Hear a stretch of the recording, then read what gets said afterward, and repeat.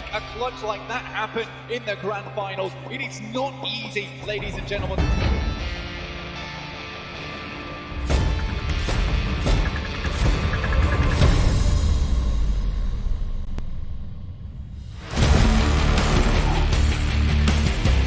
That's a good one. That's a banger, and that's a banger indeed. He hasn't got in to finish him off just yet. Runs round the corner, does Oh! the damage.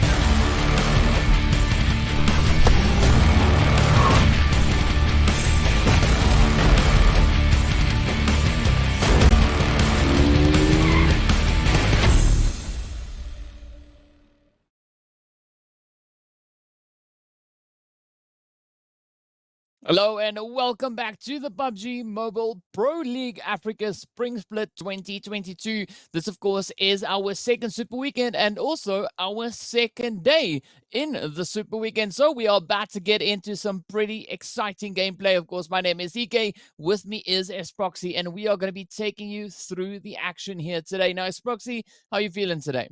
You know, that intro video always gets me hyped. I mean, between the adverts, the intro videos, I'm always just like, yeah, let's go. It's Super Weekend, day number 2, and the action is just starting. Again, I love how we're seeing some of these teams really making a statement and giving us a couple of surprises along the way.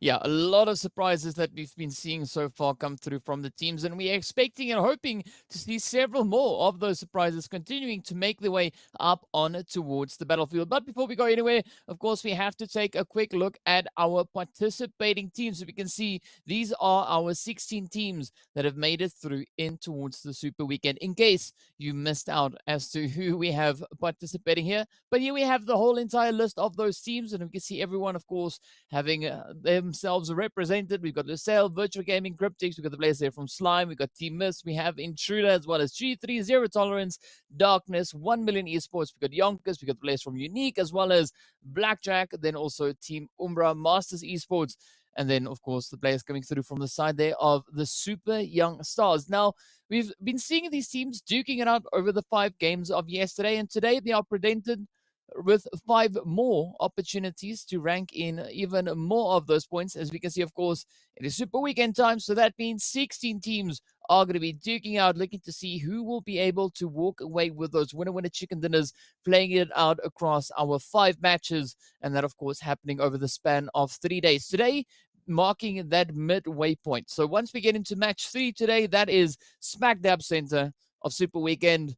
And hopefully the teams have put enough efforts in to kind of see where they could finish up on that overall leaderboard. And of course, one of the ways that they are going to be looking to improve their positions on the leaderboard is through utilizing this point structure. Now, we've seen the teams, and in fact, also this point structure around for a little bit of time now, so we know what it is. It starts off with 15 points being awarded to that winner chicken dinner position, and then it trickles down all the way down to those 0 placement points for teams landing in between that 13th and 16th position, and of course, the ever essential 1 point per eliminations. And as we know, it is Super Weekend, so those chicken dinners taste a little bit extra nice, right? There's $22,500 spread out through the 45 games during the Super Weekends, each of those, of course, being worth $500.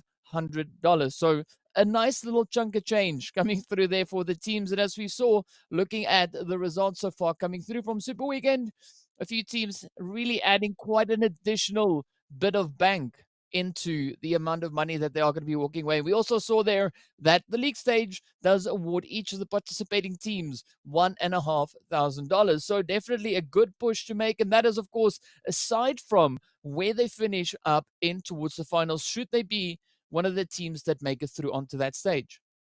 Yeah, so that is the hope. Unfortunately, 3 of the teams will not be joining us for the finals, so they really have to make sure that they're going to qualify, that they're going to put their best foot forward, and hopefully adapt to the competition that the rest of the teams are throwing at their faces. Now, of course, first day of Super Weekend, week number 2, done and dusted. We had a few teams obviously stepping up to the plate, Intruder and, of course, Virtual Gaming, the 2 new teams to join us this weekend. And look, it was close. It was really close for some of the teams. There was a few shining moments coming on through. And again, the rest of the competition is constantly shifting and changing. You know, when you go into these super weekends, it's the same 16 teams. They're not going to shift. The groups aren't going to change. As we saw in the format there, they know the competition they're dealing with, especially after the first day. And so when you come through into the second day, you know, I guess if we can give them the first 5 games to sort of adapt and get used to what they have to deal with, well, that's gone. Second day comes through, third day comes through, and it's going to be absolutely chaos. Yeah, it is going to be absolutely chaos. But one thing that is not going to be chaos is, of course, Monster Energy, our official energy drink partner for the PUBG Mobile Pro Leagues. Now, yeah, we've seen a lot of teams really stepping up. If we look at just what we saw happening on the battlefield yesterday with an absolutely insane tap boom to finish off our final game there of the day. That, of course, being that chicken dinner being brought in at the hand of the players coming through from the side of Cryptics. But as per usual, let's hop over in towards our schedule just to remind the viewers what our map rotation is going to be. Of course, we are going to be starting over on towards Erangel, having Erangel in the middle, and then, of course, ending the day off with a little bit of Erangel as well, and working in a little bit of that Miramar and Sanhok action right in between, right? Just to make sure that we've got a nice amount of balance. You know, just as long as the teams start getting everything working, then we throw a bit of a Miramar spanner in the works, and then we repeat that process once again with a little bit of that Sanhok action coming through. So far, the teams have had pretty much the same amount of practice coming through during league play on both Erangel and Sanhok, or Miramar rather, and Sanhok. So it's quite interesting to see how the teams bring those dynamics through over on towards the battlefield after the second week of league play now being concluded. Yeah, absolutely. We do see a few teams really favoring, you know, either that Miramar or that Sanhok. I mean, in terms of Erangel, I feel like we've had a very good balance coming through. Obviously, we still have the heavy hitters right to the top of the scoreboard who generally do pick up the more consistent set of points. But I feel like there's still plenty of opportunity for teams to take their winner chicken dinners on Erangel. I mean, it's the map that's been around for the longest, as we know, bread and butter. It is the map that you know like the back of your hand. So teams have the opportunity really to find themselves on equal footing and hopefully find themselves a little bit of those points. But Sanhok and Miramar, just that little change that comes through, maybe to reset the teams, maybe for the teams who are struggling, getting into that close quarter combats there on Sanhok, maybe resetting on Miramar and taking those long distance approaches. It really helps to see how the teams adapt to that. And like you said, we've had 1 week where it was Miramar heavy, we've had 1 week now where it was Sanhok heavy, but again, unfortunately, we throw the stats from those maps out the window because League Play versus Super Weekend, you can't even compare the two. Again, my black book is still sitting in the garden somewhere. I think it's gone now. Not sure. Maybe I can find it one day. But either way, we're going to look to see what the teams are going to be bringing today. And I feel like we've had some really stand-up performances, especially from the teams that have to kind of pick it up and get those points. Yeah. Well, like for me, for today, I'm hoping to see a few more of those tap boom plays coming through, but also I want to see Virtual Gaming and Intruder Africa step it up, right? They've had yesterday now to try and accustom them to get accustomed to what the stakes are or what the level of pressure is coming into Super Weekend. Now we'd like to see them potentially flourish, right? They have that opportunity starting today, at least in my opinion, starting today, showing us what they've got. They've got 5 maps to bring in the required points to just try and elevate their current positions coming in on that leaderboard. And currently, of course, we do know that the gap between the players from Intruder and Triple Esports, the gap is closing, right? They're definitely starting to get their way closer and closer to that position. Currently, they are sitting on about what that is. That is 45-point difference. So that could still be brought in today, should they have some really fantastic days or games rather. And of course, the same can be said for the players coming through from the side there of Virtual Gaming. If they step up, we could maybe see them bring in a few more points. So let's hope that the RNG gods smile down upon them today with regards to drop locations, zone shifts, rotations, and just general PUBG action. Absolutely. And I mean, we've seen what these teams can really accomplish over Super Weekend. I mean, coming through in that first Super Weekend, we had Team Myth picking up 198 points, just 2 away from that nice even 200. So, I mean, if you can imagine That is sort of the bar that we're raising, and that's where the teams are going to be looking at to try and catch up. So when you take a look at that overall rankings, you can kind of get an idea of how much the teams really have to push the envelope if they want to catch up, if they want to close that gap. So of course, here it is. We can also see that beautiful, beautiful count of the winner chicken dinners. I mean, it's really looking quite congested there towards the top 5. Yeah, but that's what we love to see, right? We want to see the contention. We want to see the teams being put to the test. And taking into consideration, yes, this is after 20 games. But as you pointed out, Team Myth bringing in 198 points in their first Super Weekend. This time around, they've only been able to acquire 19 points in the past 5 games that we saw them playing in just yesterday. So that does open up quite a vast realm of possibilities for the teams sitting on those lower positions, right? Now, it could be quite fantastic for them, but they have to step up and try and grab all the potential opportunities that could be coming their way. As we see the players sitting over on towards the second page, but particularly lower down on that second page. That is where you don't necessarily want to be sitting at the end of the Super Weekend, because again, there's no guarantee that you'll be returning into that third and final Super Weekend. So you got to bring everything to the table, everything but the kitchen sink. Well, maybe the pan. We do know the Yeah. pan helps you out sometimes. But again, yeah, definitely an opportunity. Of course, Triple Esports not playing the Super Weekend. That's why you can see they're only stuck on 15 games, with Intruder Africa and Virtual Gaming making an appearance now. So for the rest of those teams, they are looking to close that gap as much as they possibly can. Of course, Virtual Gaming not quite yet having the success that we would hope they would have. We want some of those devastating performances to come through and just absolutely shoot them up the rankings board, but it's not up to us. It's up to the players, and they need to be the ones to really push the envelope. Either way, though, I think it's still very possible, both for both Virtual Gaming and for Intruder. There's still 2 days worth of games for them to just catch up towards 78 points when we've had other teams get 198. I mean, if we do the math there, there's definitely a huge, huge possibility. And again, next Super Weekend, 3 teams are going to have to sit out. Who those 3 teams are, well, let's hope today they get themselves enough points. Yeah.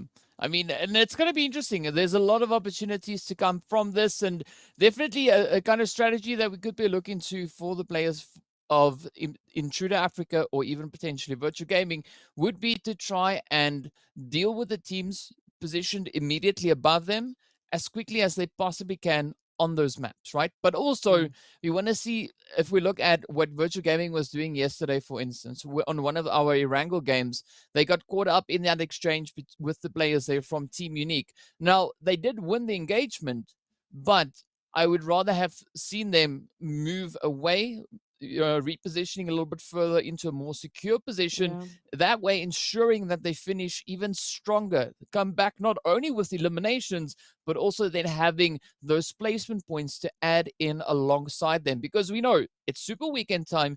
Each and every point that you can find is going to be absolutely essential. So the idea would be to try and secure those later finishes, right? Making your way as deep into those last zones as you possibly can. So I want to see what strategies the teams are going to be looking to apply this time around, and how exactly they're going to be looking to find themselves in those situations to get those setups for those later phases.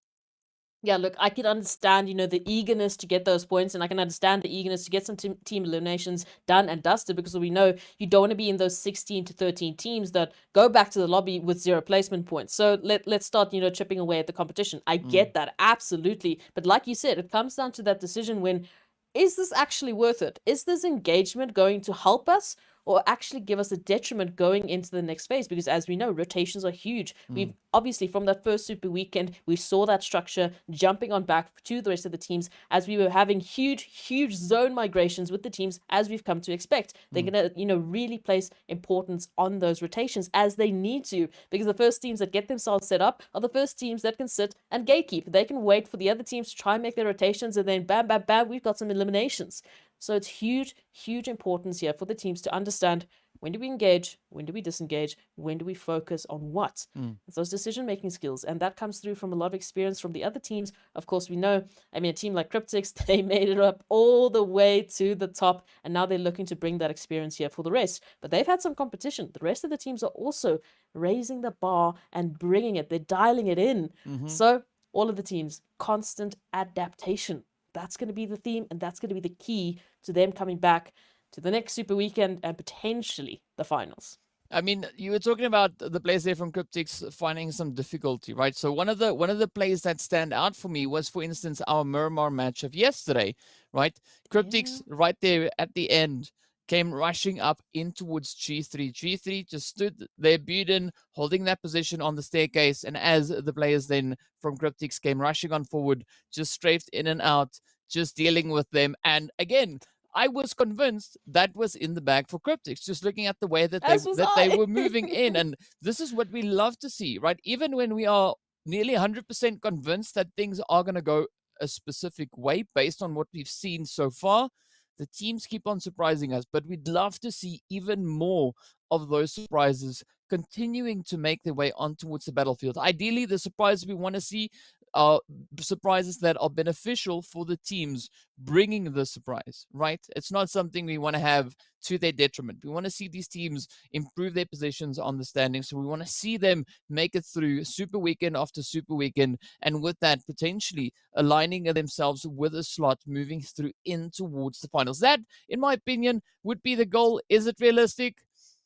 I'll say yes, because I said it. So I'll just go with it for now. But, you know, it's going to be interesting to see what the teams will bring. And of course, we also got to give a few shout outs to our sponsors as well. Got to give a big shout out there to Oppo. So upgrade performance and upgraded fun. Celebrate your winning spirit with a brand new Oppo Reno 6 series, the designated smartphones for PUBG Mobile, Middle East and Africa esports in 2022. Now, of course, we are getting ready to move into our very first Erangel here on day 2 of the second Super Weekend.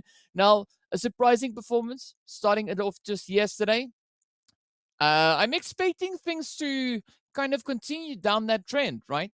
The team so far just really keeping us guessing, and I think we're going to kind of keep guessing, particularly coming into today, because I feel today is such an important day with where it is situated within the Super Weekend. Because we know, as we said, first day is the litmus day, teams testing the water, trying to see where they are. Day 2 is where they try then apply the strategies from what they could have learned coming in from that first day. And then, of course, day 3 is where they just look to try and solidify those points even more. So I'm excited to see what the teams are going to be bringing forward and just who's going to be the first team to step up to walk away with a winner chicken dinner. Absolutely. It's going to be that pivotal point for many of the teams. This is where they decide, are they going to move forward with these strategies? Are they going to move forward with the points? Are they going to move forward into the next week with a good set of points that can really work as a buffer zone coming back in? Because we know it's not guaranteed that you're going to be coming back for that third Super Weekend. It's not guaranteed at all that you're coming back for the finals. The only way you can do that is to make sure that you really start packing on the points. And I mean, like, get yourself a couple hundred, because you're not going to be safe otherwise. The competition is so tight, and it's what we've come to expect with PMPL Africa 2022. So hopefully, starting us off with Erangel, the teams are ready to dial it in. Well, I'm also ready, right? I'm sitting here on the edge of my chair waiting. You can't see me right now, but believe me, we're here, we're watching. Obviously, you can hear us speaking to as well. But, well, we're starting it off also with a relatively interesting flight path coming in. As we can see, kicking us off all the way from that multi-power position, moving across onto wood shelter. So, I think this is where a flight path for a team, for instance, like the Super Young Stars, we know that likes to frequent the position closer on towards Primorsk, are going to be looking to potentially maybe rotate into that position, but I don't think that's where they are going to be dropping down. And also looking a little bit further on towards that kind of Georgia Ball region, I'm curious to see where Cryptics are going to be deciding to pop out for this one. Are we going to see them move up into up in towards that Georgia Ball region and then deploy themselves moving down towards that southern side, or are they going to try and maybe come in with a little bit of a different approach? At least for the time being, it seems like it is straight down to Georgia Ball for them. A nice little bit of a spread coming through. And once again, I like that Intruders have, redone that setup and they've changed it up. Now that zone pulling a little bit more towards that English is hard today, southwestern side of Erangel. So we've got Ferropia still involved. We've still got the military base involved. Still plenty of opportunities for teams, like you said, super young stars who do frequent Promosk or Quarry. Looks like they might have to take a little bit of a longer rotation to that point indeed. But for the rest, it seems a little bit standard. We're seeing the teams going to their usual favorites. We're not seeing some huge engagements just yet. Maybe Umbra and YONKOUS might have something to say about that. So I'm not sure, maybe even Zero Tolerance and Myths, but we'll see how those rotations come through. Generally, we've had some good respect coming through, especially with the first few games in the Super Weekend days. Especially yesterday, we had quite a peaceful Erangel on one of the games that we saw, at least for the beginning part, which is nice to see. It's nice to see the teams, allowing that respect, allowing that loot phase to come to fruition, and then really taking each other on at their best kits. So, as we take a look at it, plenty of opportunities here, and it's weird to see Masters now being the only team that is going Military Island, at least for now.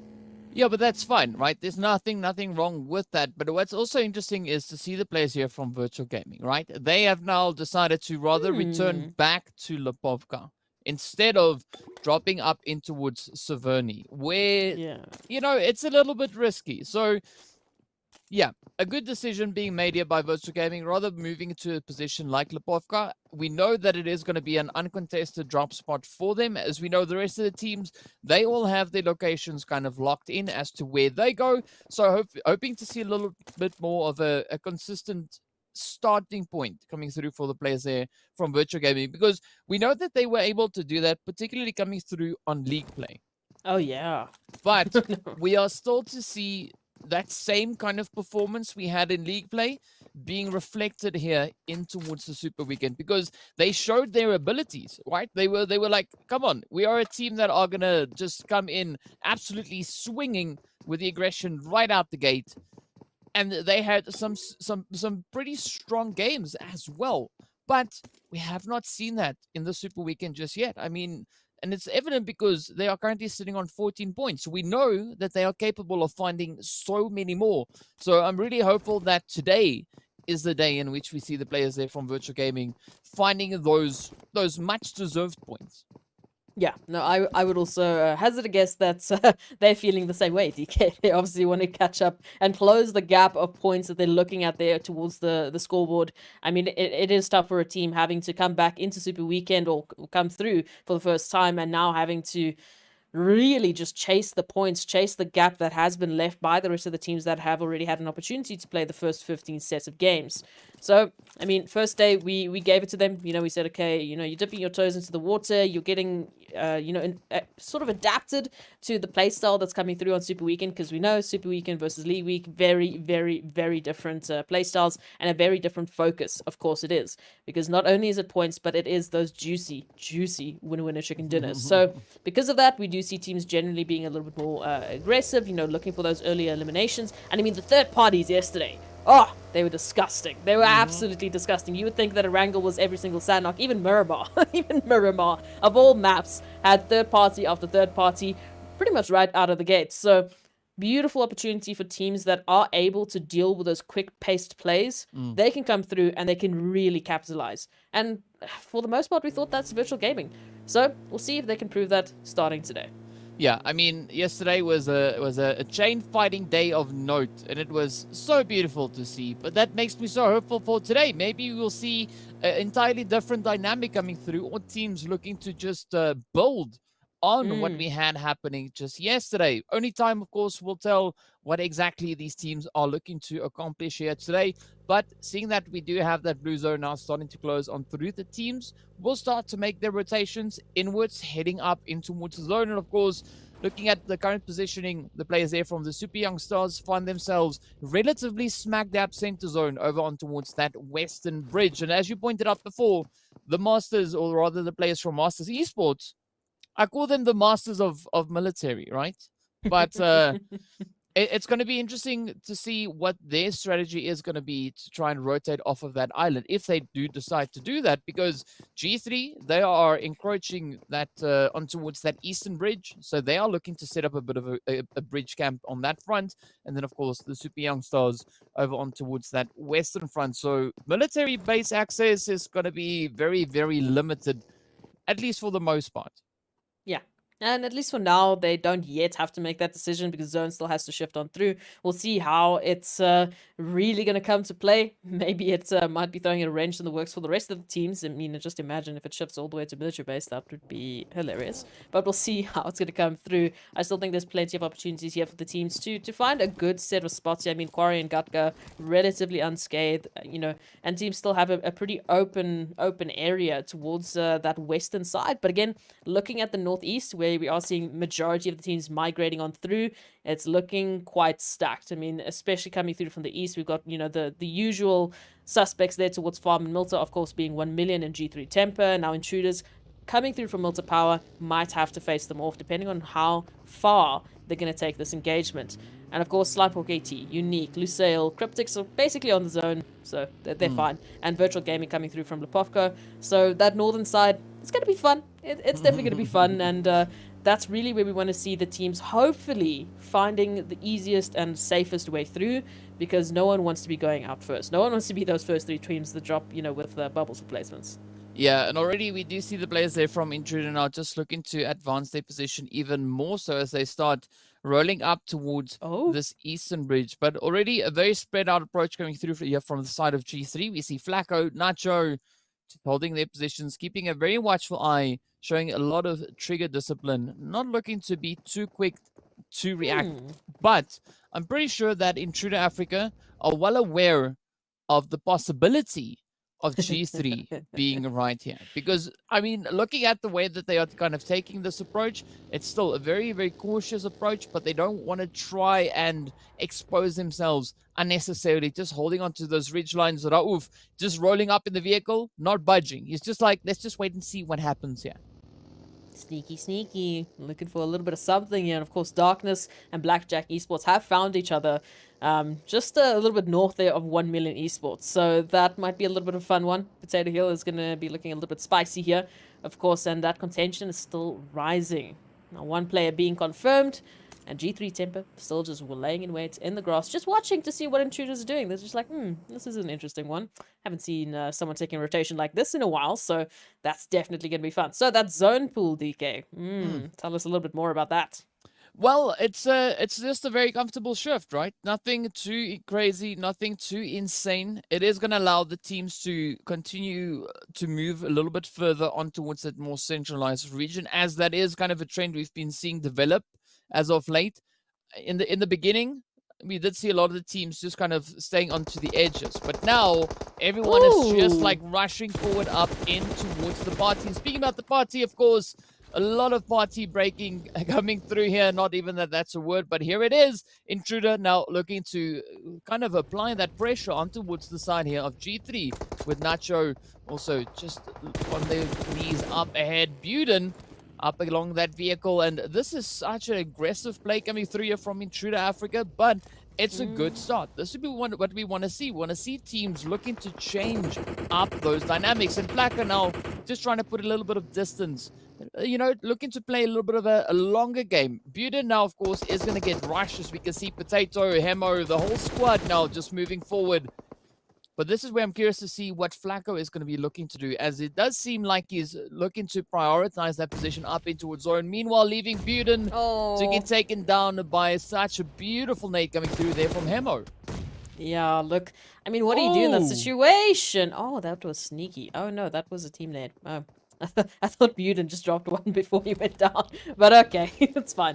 They're going to be able to reset. Flacco has completely just gone out of the water and decided, no thank you, I'm not getting involved with this. Let's at least go for a couple of placements here in the first game. Look, G3, they've picked up a huge set of points. They're not by any means desperate for points. I mean, they're sitting in third place with 187. They're right. They can afford to have a couple of games like this. So not stressed by them.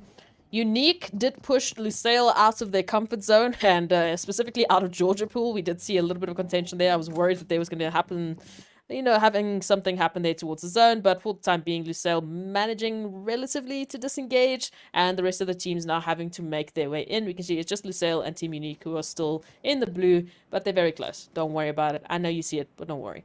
Rest of the teams now shoulder to shoulder. Yeah, it's that eastern side is just spicy. Yeah, particularly with Potato Hill being kind of in play there as well. We've got Darkness, we've got Slime 4KT, we've got Blackjack, all just hovering around that region, but also a little bit like up towards that almost northern side of Center Zone, as we were looking at just now, was the players there from Myth as well as YONKOUS. But now, right back over on towards Potato Hills, we can see Slime 4KT and Darkness about to get into a little bit of a potential fight here. And we did see some really good success happening within this region just yesterday. But now it comes down to who's going to be the first team to budge. Will it be the players here from 4KT looking to now rush forward on towards Darkness, or will we see a little bit of an aggressive defensive play potentially coming through there from the side of the Darkness team? But, well, time will have to tell as we see that zone now getting ready to pop once again. And if it moves down south, it could be an absolutely beautiful setup coming through for the Super Young Stars as well as the players there from Masters Esports. But it is heading straight up in towards Pachinki. Now, Lusail coming through with their rotation could actually find a beautiful controlling position. But also, where Myth and YONKOUS currently are situated, that could also be some pretty prime real estate right there. And we actually saw one of our zones finishing within this region just yesterday. Yeah, so you can see the two teams now duking it out here for control of this hilltop. They want to make sure that they've got prime real estate moving into the next zone shift. Of course, still have a full representation of all of the squads. I mean, G3, the only team really down to a solo, but now Team Myth trying to hold the line. You can see Super Young Stars just rotating off in the distance. Might not be getting involved just yet. For the time being, it's going to be YONKOUS and Myth having to just pull in their focus and potentially take one another out. Who's it going to be? Of course, the push coming on through, and all of a sudden, YONKOUS Havlik finding Broly. Myth really under the pressure here. As we can see, some beautiful shots making their way, but not quite yet connecting for the time being, as YONKOUS just cautiously taking this. They don't want to expose themselves just yet. And of course, we know it was third-party central on Erangel yesterday. So Team Myth, they must be knowing what's going on here. Yeah, but I'm liking this approach going through from the side of YONKOUS. Just looking so confident as they move on forward. But a little bit of hesitation there as GG next tries to turn around. Down goes NNN7 as well. So Ramsey really just coming through with some absolutely phenomenal hits. And the tables now just getting flung out the window, not even getting turned.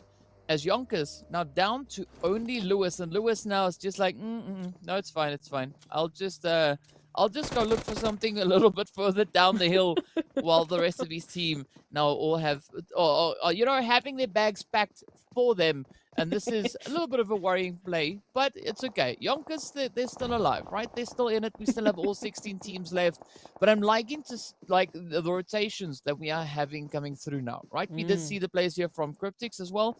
Just a little bit further up ahead, starting to move in from that western side. Team Unique right behind the players from Cryptics. But center zone up towards Pachinki. We're seeing a big concentration of teams now starting to pull into that region. And this time around, a lot of those hill positions on the outskirts of Pachinki being utilized. And not so many teams actually venturing up into Pachinki itself.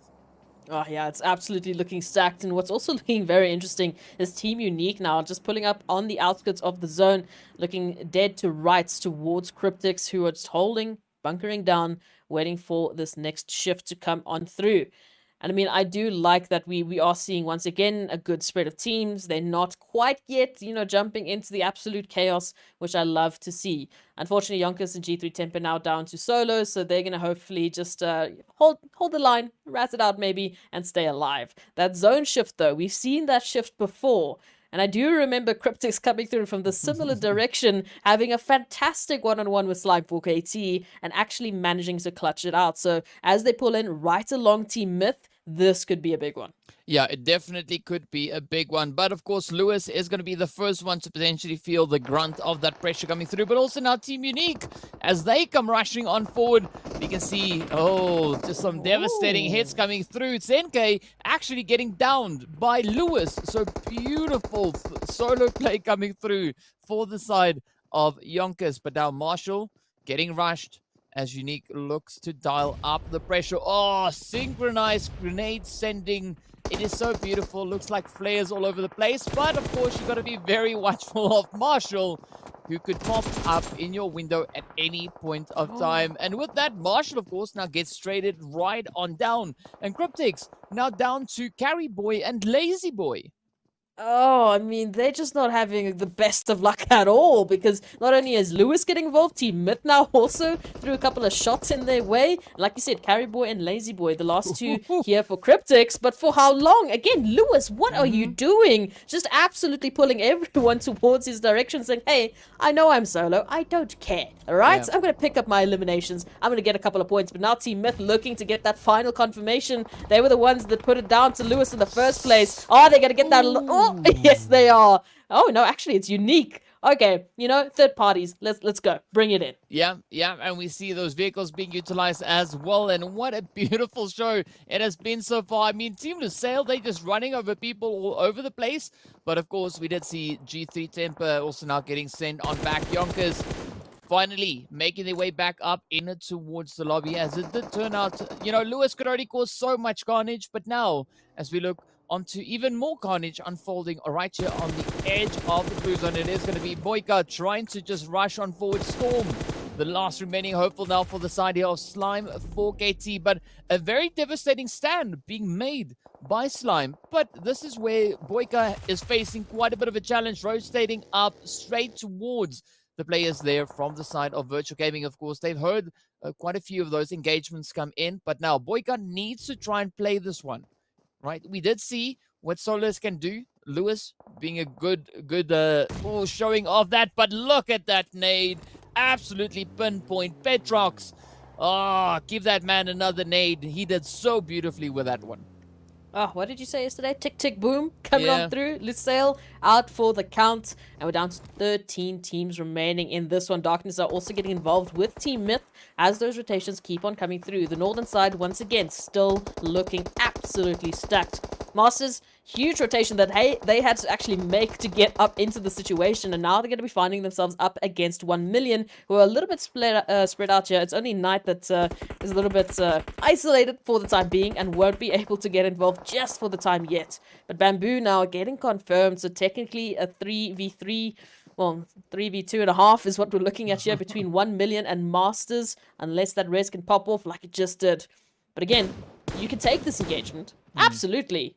But look who's watching you. Look who's just lying in wait in the back line, ready to just throw a couple of, lead bullets right to your face. Yeah, and of course, there's going to be a lot more lead being exchanged here as that zone has now moved up right into that beautiful open space between all the teams.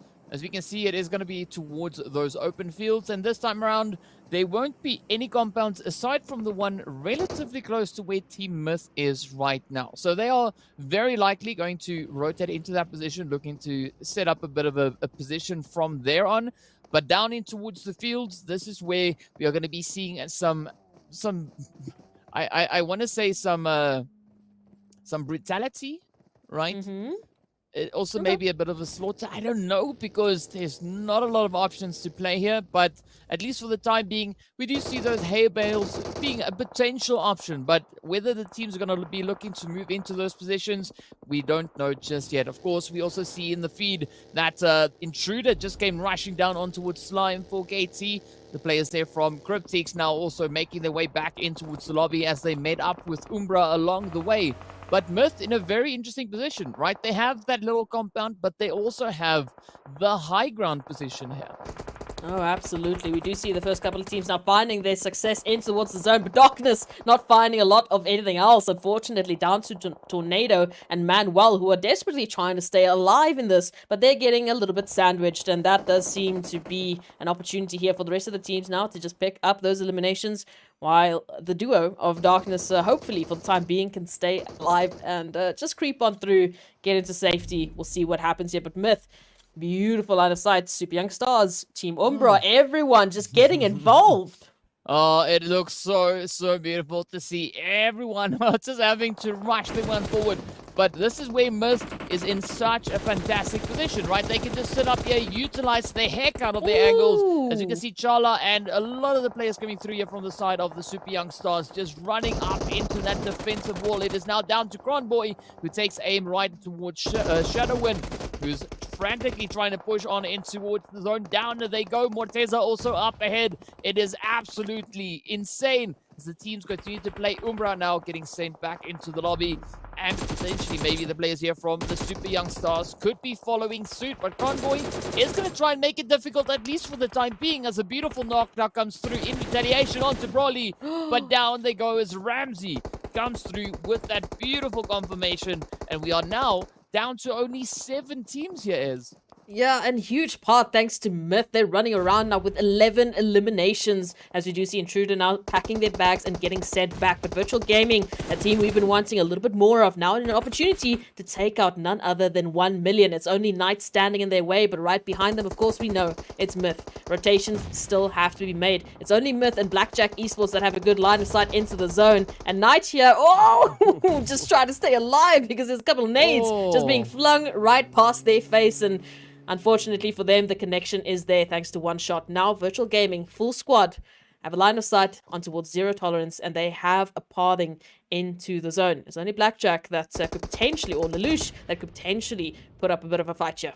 Yeah, we have seen those solo players really playing some devastating positions, but zero tolerance for the time being. They're going to try and potentially, well, lock down team here from Unique, but fortunately for Unique, we do see that whole southern rotational path being open, but they are going to be rolling straight up to alongside the players from Team Myth.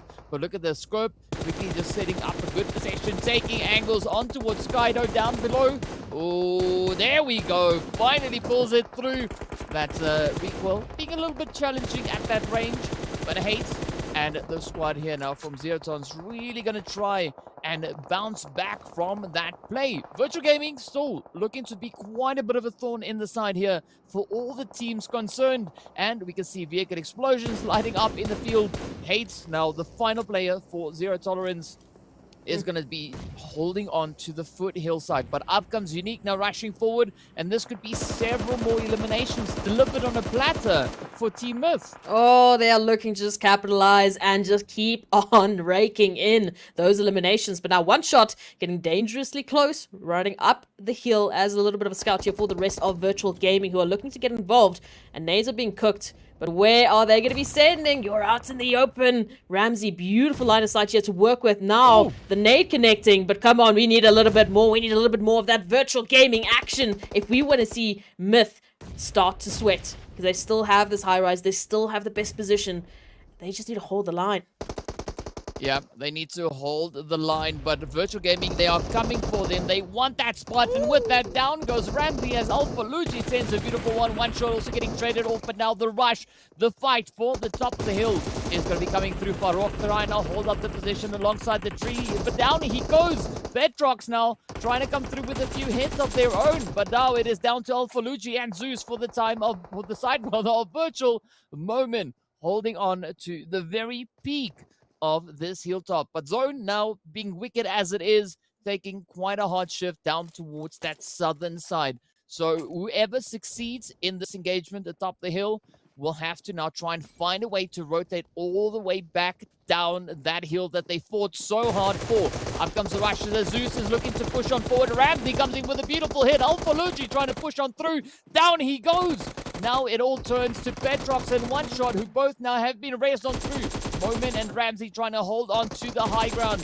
But a quick reload coming through. One Shot trying to pull off that race. Down goes the head on towards Moment. Ramsey coming through with the rush.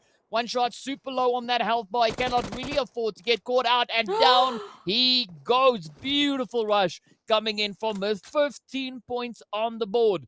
And now we are down to 3 teams. Myth with 2 players potentially up. Winky, of course, now is going to come through to inspect the carnage on the top of the hill. But Hate, for Zero Tolerance, just going to be lying low, trying to evade, trying to stay completely undetected, at least for the time being.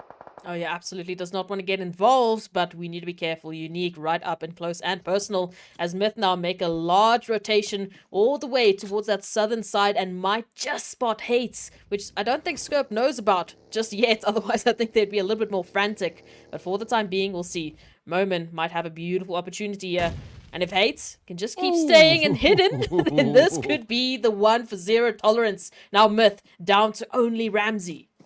Wow, I mean, Myth already looking so great, and now they're looking to close it up as they look to apply the pressure, but it is going to be the last remaining hopeful that gets taken out. Unique looking absolutely golden. Scope now exploring the vehicle, picking up the winner chicken dinner, and Unique coming in with the very first winner chicken dinner right here on our second day. We love to see this come through, and Team Unique just doing some absolutely fantastic things. That, of course, being their second winner chicken dinner right here in the Super Weekend.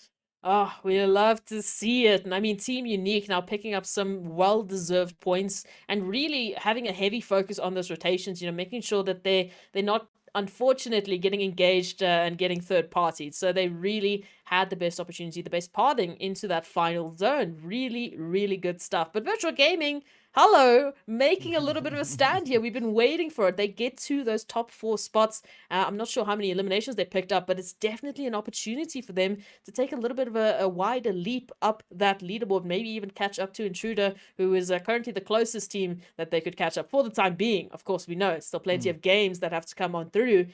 Woo, it's heating up. But I love it. I mean, this is what we wanted to see for a team like Virtual Gaming, right? We wanted to see everything just going click today, right? Yesterday, we had a lot of tap, tap, boom. Today, we have click, click, click so far in the first match, right? And we want to see Team Virtual Gaming now just building on that even more so. But of course, a very big congratulations going out to the players there from Team Unique. That was such a beautiful, well-deserved winner chicken dinner coming through there from them. I mean, they just played those zones so aggressively. I mean, holding on to that high ground for the longest time, defending it from so many other teams that were trying to kind of push them out of that position. And they just decided, you know what? No, it's fine. It's fine. We're going to try and make our way, push up onto the high side, find a few hits, stay on the edges, just play up and down. And eventually, at the end of the match, they walked away with an absolutely crazy winner chicken dinner. But we also saw some heavy hitting plays come through. I mean, Team Myth also, we saw them raking in like over 15 eliminations. That's absolutely insane. Some really high numbers coming in right out of the gate already here for the start of day 2. Yeah, no, absolutely. Like we said, Team Myth, in that first Super Weekend, they were the team to pick up the most points. They were the team that really had such consistency with their placements. And of course, we had Cryptics coming on through and then showing a little bit more of that focus towards the eliminations. And that's, you know, where they started really catching up towards Myth. So after a game like this, I think, Team Myth is making a bit of a statement saying, hey, we were the first to get 4 winner chicken dinners. We're looking for a few more. Mm-hmm. Yeah, definitely looking for a few more. And of course, let's look at a few of the highlights from this past match. Just to remind you of what a crazy start this was to our day 2.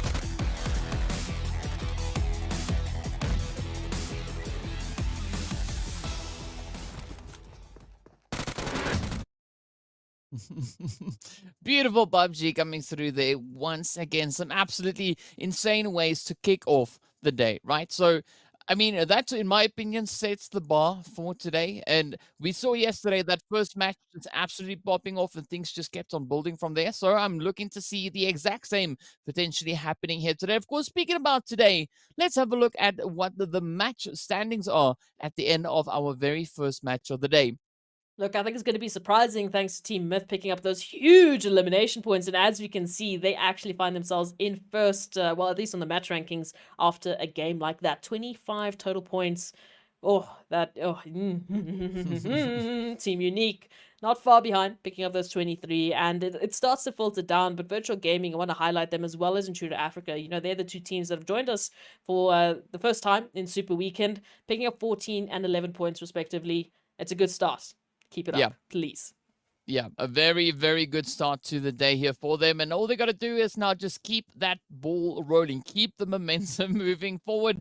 And if they continue doing on this trend, I mean, it could be a very satisfying day for them indeed. But we also now have to take a look at and see what that second page is going to be looking like. Of course, we know Blackjack, 1 million, and Darkness coming in with a 6 and 4 points respectively. And all of that mainly coming through from the placement points, with Darkness being able to have a majority elimination points coming through with regards of their total points for this match. But I do think looking at the second page is where it's going to be a little bit more interesting, because I'm pretty sure there's a few teams that got sent back a little bit sooner than they would have hoped to. Yeah, look, there was a little bit of bad luck being spread along the side of, G3 Temper, even YONKOUS, who I thought were going to be taking the hill, but Myth, they were on a little bit of a tear of their own. So I'm not going to fault them for that. You know, if you're going up against a team that was looking to get 15 eliminations, it's okay. It makes sense. But again, Lewis at least finding that cheeky elimination there towards Cryptics does mean that they find themselves 1 point. It's only G3 Temper that is going to, run back to the next map with 0 points from this game. But again, they don't need them. They really don't. They're sitting on 187. They're fine. I don't think they need to worry about this one game. We'll see what happens for the rest of the weekend, of course. I mean, even Cryptics, some of the heavy hitters that we know are on the top of our overall leaderboard, they got hit hard here. Yeah, but I'm not too worried about Cryptics, right? Because we've seen the kind of strategy that they approach the day with, right? So not only on the map do they try and avoid many of those early engagements, but it's usually around about that second to third match where we really see the aggression being dialed up from the side of Team Cryptic. So we will see those points still being raked on in a little bit later on today, at which point we don't know exactly, but it will start coming pretty soon. But I mean, definitely an absolutely fantastic start coming through there for the players of Intruder Africa, and of course the players from Virtual Gaming. And I mean, there's nothing wrong with a few extra chickens coming in, so a great way to kick off the day, also at the hand of the players there from Team Unique. But also we have to give a few shout outs as well. So we got to give a shout out there to Nomo TV, the PUBG Mobile 2022 official streaming platform partner. So much love going out towards them. But with that, we of course are also now going to be making our way into a quick break while we get ourselves ready for a little bit of that Miramar action. So be sure to stay tuned. I'll see you guys right back after the break.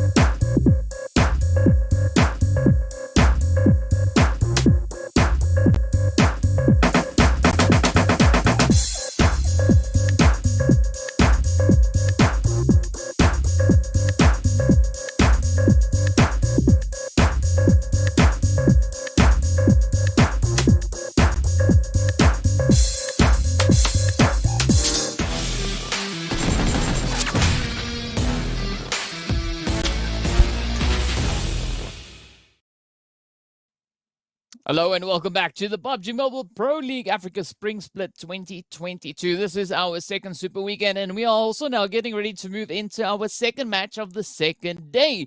Of course, that first match just absolutely on fire with the players there from Team Unique finishing off with quite a strong finish. But we also need to give a few shout outs to Oppo. So with the upgraded performance and upgraded fun, celebrate your winning spirit with a brand new Oppo Reno 6 series, the designated smartphones for PUBG Mobile, Middle East and Africa Esports in 2022. Now, we'd also love to hear what your guys' thoughts are as to who you think is going to be the team to walk away with a winner chicken dinner right here on Miramar. Let us know on social media. Head on over to Facebook and Instagram. You can search for the PUBG Mobile Esports Africa Facebook pages as well as Instagram. Tell us what your thoughts are. And in the meanwhile, while you let us know what you think, we are going to be making our way into our very own flight path here. As we can see, it's starting all the way over towards Monte Nuevo, heading up towards Tierra Bronca as well as Campo Militar, up in towards that northeastern side. I think it's going to be very interesting to see where these teams are going to be dropping a little bit. I mean, we know Cryptics, they've had a few finishes there towards Chumacera, one of the first teams to normally make that rotation, and already seeing them going quite south. So it'll be interesting to see where they drop today. Maybe a few other changes might come through.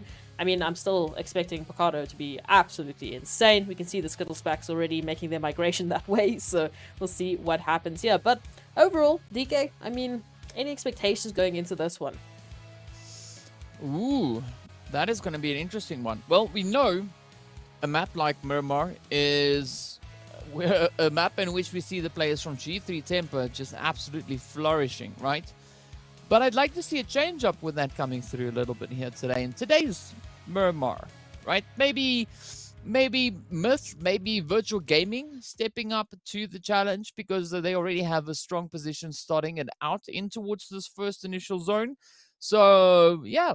That's kind of what I'm hoping to see. I'm hoping to see the players from Virtual Gaming and Intruder continuing to push on towards that leaderboard. And should either of them be one of the teams to pick up the winner chicken dinner here today, I think that would just be a lovely cherry on top. And of course, speaking about cherries on top, we've got the players here from Master Esports and Intruder up in towards Power Grid, but a very spread out approach coming in from the side of Masters Esports in particular. As we can see, they've only got one player holding up on towards that front line alongside the players here from the side of Intruder. So yeah, we know that teams like to come in with a little bit more of those split drops, but I'm curious to see what the strategy here is going to be, particularly for Masters, because Bamboo, we know Bamboo is a very capable player.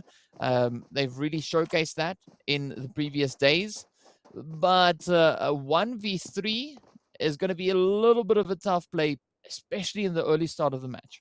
Yeah, absolutely. I will say I am keeping my eyes out there towards Team Umbra because, I mean, they're sitting in that top 9 spot, the only team without a winner chicken dinner. And Bamboo now, the only player from Masters, now feeling a little bit of a lead being thrown their way. So plenty of opportunities for both sides. Let's hope Bamboo get on out of there. I mean, looking at the rest of the team, rotations have to be made if they want to try and save their teammate. I don't see it happening. I mean, even now the pins are coming through. Weiss just around the corner is going to find it. So, yeah, no. I think for Masters, they're just going to have to leave Bamboo behind. I'm sorry. The sacrifice has to come through. Well, they don't have an option now, right? Bamboo heading out to go, prep the lobby for them. It's unfortunate, but that's just the way it goes. And, I mean, it's not really surprising seeing that there was such a split drop coming through. The numbers not just really not working out in the favor there of Masters Esports, particularly over in towards Power Grid itself, right? We do see Sin and Angelo positioned over on towards the western side with the addition of Ban over towards the the eastern side. So maybe they'll start condensing that position or plan some strategic attack or assault onto the players there from the side of Intruder. But, those strategies, the initial strategies might have taken a little bit of a knock, seeing that they've now been reduced down to 3. But of course, they can still bounce back from that. And speaking about bouncing back, we'd love to see the teams on these far outlying regions of the zone bouncing back up into zone, finding a good rotational path, and rotating up along that northern side could prove to be a little bit more challenging. And what's also going to be challenging now is Intruder that are going to come rushing straight towards Angelo and Sin. Intruder looking for the rest of those eliminations that have been eluding them, of course, now being the rest of Masters Esports making their rotations on out of here because they do not want to keep dropping players right now. They need to focus on the rest of this game.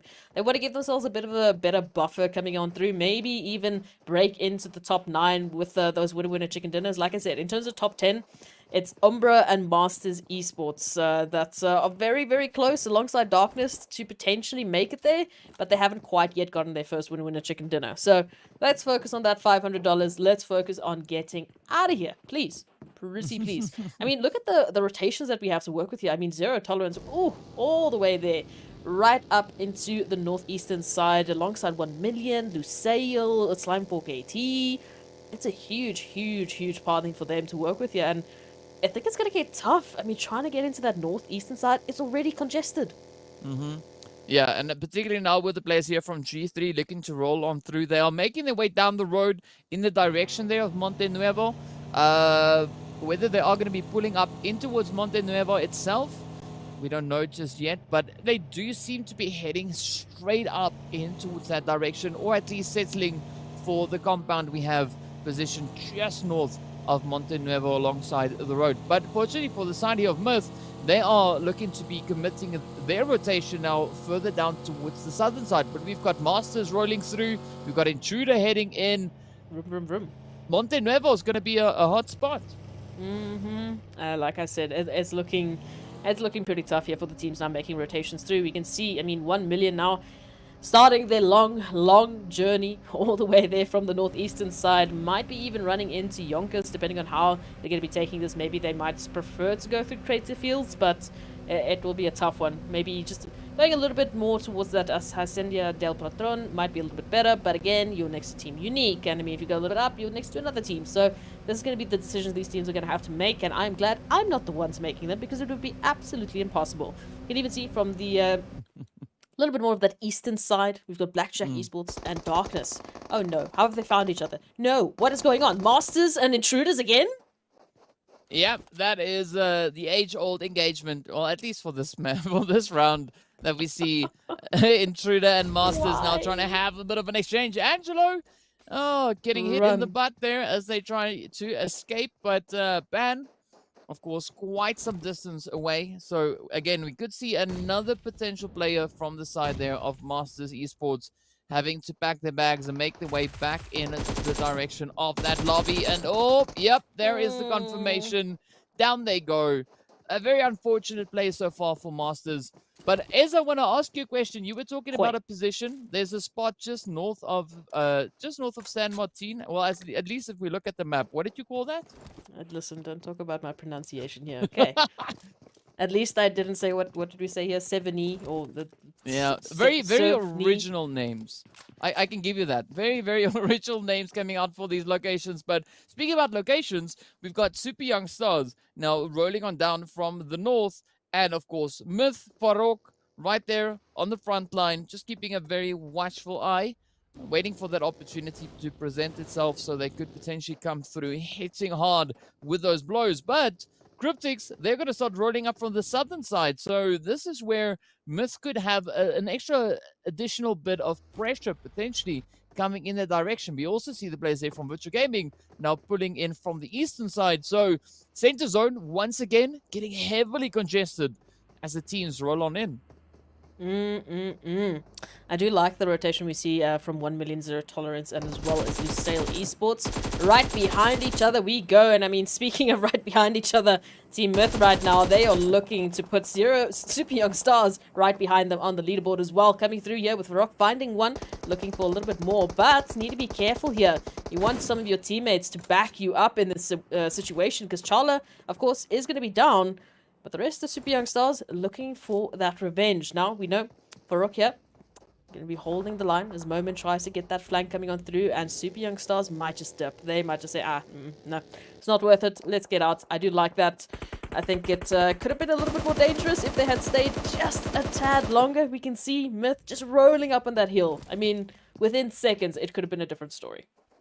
It could have been, but at least for the time being, it's not. It's still pretty much the storyline that we are going with right here.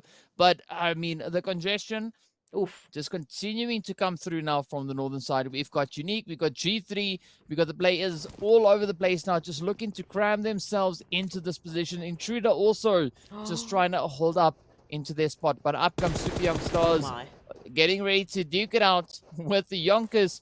We're looking to explore a few of their options here, but they're going to be cautious because not only do we see Super Young Stars, but right behind them is Myth and G3. So we could see those long-range engagements finding their way on through. But for the time being, it is going to be YONKOUS and the Super Young Stars looking for a controlling position over on towards this western side of zone.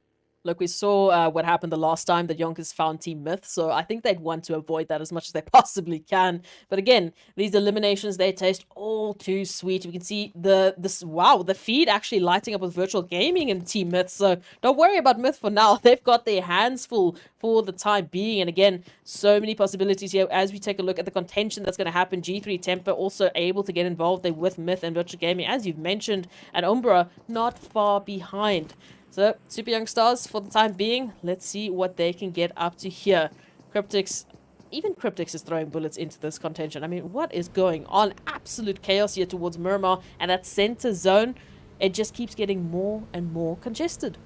Yeah, it is going to be a third-party play once again, but no surprise. I mean, really, yesterday was alluding to a lot of that aggression coming through from these teams. Now we can see Morteza for the side here of Umbra, looking to maybe be the bullet magnet here once again, but definitely just looking to scout out the options before calling in the rest of the teams. You can see Shadow and the rest of the players still holding on to that more eastern approach, but a very confident play, strategy rather, coming through here from the side of Morteza. I mean, the entire solo play right on the front line alongside the players here from Virtual Gaming. And we know, like, give Morteza anything to throw at the opposing teams, be that lead, be that utilities, they're definitely going to try and utilize the heck out of that. And now Morteza cooks up yet another one, looking to reach all the way across. And of course, on the opposite end, that engagement between YONKOUS and the Super Young Stars has now developed a little bit further, as we do see MGI getting down for the time being. Oh, getting closer and closer. Oh, Handblade, goodbye. Thank you very much. You have just met Cronboy and his own set of beautiful utilities. Now, NNN7 trying to return the favor, but Cronboy too fast on their feet as they rotate on around. It's one apiece each, essentially. But again, you have to remember, Super Young Stars started this off with a numbers disadvantage. So this is going to be absolutely crucial for Lashin and Convoy to hold the line here. NNN7 now getting closer and closer. Havlik burning to an absolute crisp, unfortunately. So no recovery there for the time being. Now out the window we go. GG next, up close and personal, trying to take the peak. Around we go in the corner. The UMP is coming in strong, but the connection is not quite there. GG next, down to a sliver of HP. Now Lewis trying to help out, but what can they do here? Convoy and Lashin just dipping and diving, making sure that this is absolutely almost impossible for YONKOUS to hold the line. It's Lewis, it's GG next. That's all that they have to work with here. Oh, come on. Push, push, push, push, push. Super Young Stars and YONKOUS now. Oh, YONKOUS having a good opportunity here to quickly reset themselves. But look at that Cronboy coming through, braving the spray, and of course finding the head rather right on towards GG next. As we do see MGI now getting sent back into the lobby. Lewis, yet again, the last remaining hopeful for the team here. Will we be able to clutch it out as the pressure now continues to be applied? Zero tolerance coming in with a beautiful bit of a saving grace there. Now, it is going to be Lewis just trying to duck and weave all over the place, but they have to try and wrap this fight up relatively quickly as Cronboy is now moving up into the window. Lewis has spotted that play come through. But will we see the grenades now potentially getting sent on in? Lewis quickly just looking to rectify that health bar, but down he goes, unfortunately. Cronboy steps up with an absolutely beautiful, beautiful hit right up into the face there. But now we see several points of contention still coming in. We do see the players there from Myth, of course, duking it out with the players from the side of Virtual. We do have Blackjack and Darkness fighting for a controlling position up in towards Chumasera, but up in towards that northeastern side. It is going to be 1 million, Slime 4KT, and Lusail now coming through with their rotations, making their way towards the zone. Unique also just a little bit further up ahead of them, but the players there from Virtual Gaming could now be on the receiving end of several teams rushing up towards them. Absolutely. I mean, this is the problem that we were talking about. I mean, those huge rotations. These teams are going to come a little bit late to the party, and they're going to get right into a third party as soon as they even get remotely close to that zone. This does allow, though, for a few other teams, potentially like Virtual Gaming, to set up, contain, and pick up those eliminations. We'll see how it ends up for them, though. As you can see, turning our attention here towards Unique, who know that they had 1 million right behind them. You can see a beautiful line of sight here for Chills. Not getting involved just yet. Unique still setting up. And they want to set up at least, but there's a few other teams that they might have to worry about for the time being. Cryptics now finding G3 Temper, and it's that rematch that we saw the last time we were on Miramar here in the Super Weekend that might come to an end. We're not too sure. Maybe just a little bit of a cheeky peeky for now, as the rest of G3 is a little bit more towards that southern side. Zone coming in now, the DK. I don't like it. Yeah, but it's fine. I mean, it's a good shift. This is where G3 already find themselves in a little bit of a position here, but it does seem like Cryptics are looking to venture further out in towards those outlying regions. So we can see them now taking aim on towards the side of Lusail. We do have Intruder also looking to roll on through, but with that, Salam gets closed on up, and it's looking pretty tough as, Lusail, they don't have much left here. It is going to be some pretty tough plays, as the rest of the team fortunately is now down to Wanted, but Wanted is now being wanted and hunted, as we see the players here from Umbra trying to push on through. It is going to be a 1v potential 4 rush coming through with Wasted and the rest of the team. Oh, up comes BRZ, just braving the flames, getting caught on fire, of course. Morteza now just patiently waiting to see what Wanted is going to be doing. Beautiful spray as Wanted finds a fantastic angle, but the molly comes in. Is it going to be enough? Oh, so close. Oh, narrowly escapes that first initial molly. But now Umbra cooking up even more grenades, looking to send them up. Wanted trying to find a position, but unfortunately, Umbra will not let Wanted get away with that. 1 million now continuing to push in from up in towards that northeastern side. Virtual Gaming up ahead. We've got Cryptics as well as Super Young Stars positioned off in the distance. 1 million now. Oh, having a really difficult decision to make here, like which way are they going to be going, because they don't have any information of what lies up ahead of them. Yeah, this is tough. Now, Super Young Stars feeling the brunt of the action here, thanks to Virtual Gaming, who I said I want to see more from them. This is a huge opportunity. Let's see what they can do here with 1 million, who are down to dead to rights. I mean, it's looking pretty grim for them. Unfortunately, it's only Black Lost still alive, and as I say that, Virtual Gaming, they find that final confirmation, picking up a nice set of eliminations here, 3 in total, and they can continue to take that further as they are just on the cusp of getting into the zone. We can see Slime 4KT there on the high rise, now having to make their rotation down to get into zone. And I mean, choose your poison here. Do you want to go to Blackjack? Do you want to go to Virtual Gaming? Hey, why don't we head over to Umbra? Never mind. Virtual Gaming said it's fine. Come to us. We've got a welcome party. Oh, yep. And what a warm welcome Slime is receiving as they now try to find a decent position to pull up into. Blackjack, of course, now could potentially just be inching their way even closer, as we can see MG and Zane positioned up on the high ground. Plaza down below, of course, now down on their knees, is going to be bleeding out for the time being. And with that, the confirmation comes on through. But several more positions still open for these teams to try and move on into. Of course, that western side looking a little bit more congested. But over on towards the eastern front, things are looking to start easing up a little bit. We only have Slime 4KT and Blackjack currently positioned, as we can see on that mini-map. But the west, that is where the pressure is going to be pretty high, as we've got the players here from Umbra, Virtual Gaming, and of course Cryptics. Now just duking it out with the immediate pressure coming through from Virtual Gaming onto the side here of Umbra. It is down to Shadowin and Morteza looking to hold up this position. Let's see whether or not Virtual Gaming will be able to close this one up and pick up even more eliminations. Yeah, it's going to be a tough one, because not only do they have to make sure they get a good position, but now that zone with the pool going right towards Intruders and Cryptics means they need to get this done sooner, hopefully, rather than later. It's Shadowin and Morteza that I would love to see, be able to pick up a win-win and chicken dinner here, but this might not be the game to do it. I don't know. I'm going to put it out there. We'll see what happens here. Already, for Alpha Luigi going down as the last 3 remaining members here of Virtual Gaming try and hold the line, but all of a sudden, it's not just Umbra that they need to deal with. It's also Cryptics who are looking to gatekeep here, not only for Virtual Gaming, but Umbra as well, now receiving the pressure because Marshall up close and personal. I mean, the rest of Cryptics just looking absolutely dominating and looking to pick up a few more eliminations here. Yeah, I mean, I'm loving the strategy coming through here from Cryptics. They heard the shots off in the distance. Now they jump at the opportunity to move into position to just gatekeep these teams still having to rotate on through. Of course, now Zayn getting bullied down below as one shot comes through with some beautiful hits there. Lelouch also just trying to hide it out. Ooh. Finds the angle on towards one shot. One hit remains and down goes one shot. Zeus now trying to smoke it up, but this is where the tables are getting turned. Not again. Umbra getting sent away as Marshall comes through with an absolutely devastating nade right on towards them. And now, look at that. Cryptics looking to roll back over on towards that western side while the players here from Virtual Gaming continue with their shots towards the players there from Blackjack. But of course, Cryptics are going to be looking to rotate in on towards the edge of these cliffs that we see currently being in play. And this is going to be such a challenging position for a lot of these teams to try and find a good position to fight from.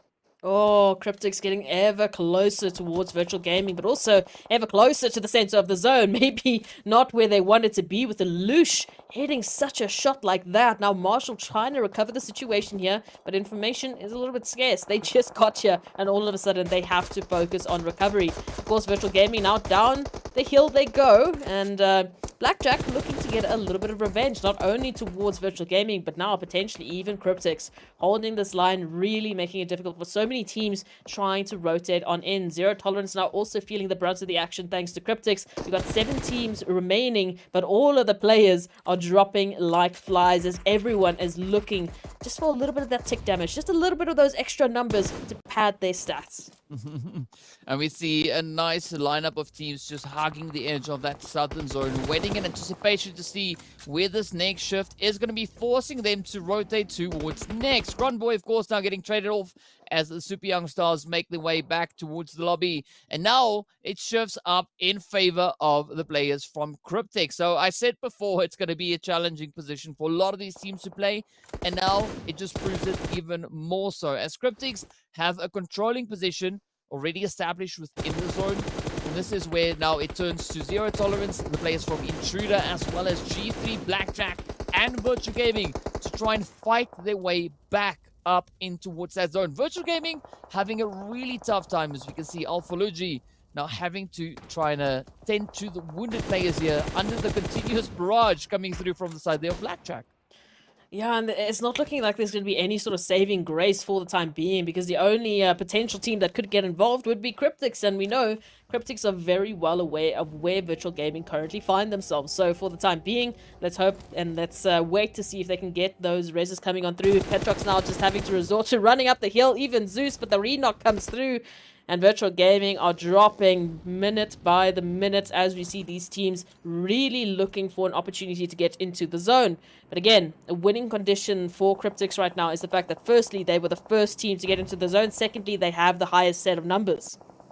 Yeah, and now they just need to try and keep the pressure up, and they are in a position to do exactly that. Meanwhile, the fighting will continue, especially down on towards that southern side. Intruder now trying to hold up a bit of a gatekeep position, as we can see Potato and Hemo being the final 2 players for the side of Intruder. It is looking good for them either way. They've made it up into the top 6. The same, of course, can be said for the side here of Virtual Gaming. But now, Blackjack going at it with G3. Oh, a bit of a risky play. Oh, Lelouch coming in with a beautiful hit. Buden up the head. Down they go. G3 getting sent on back.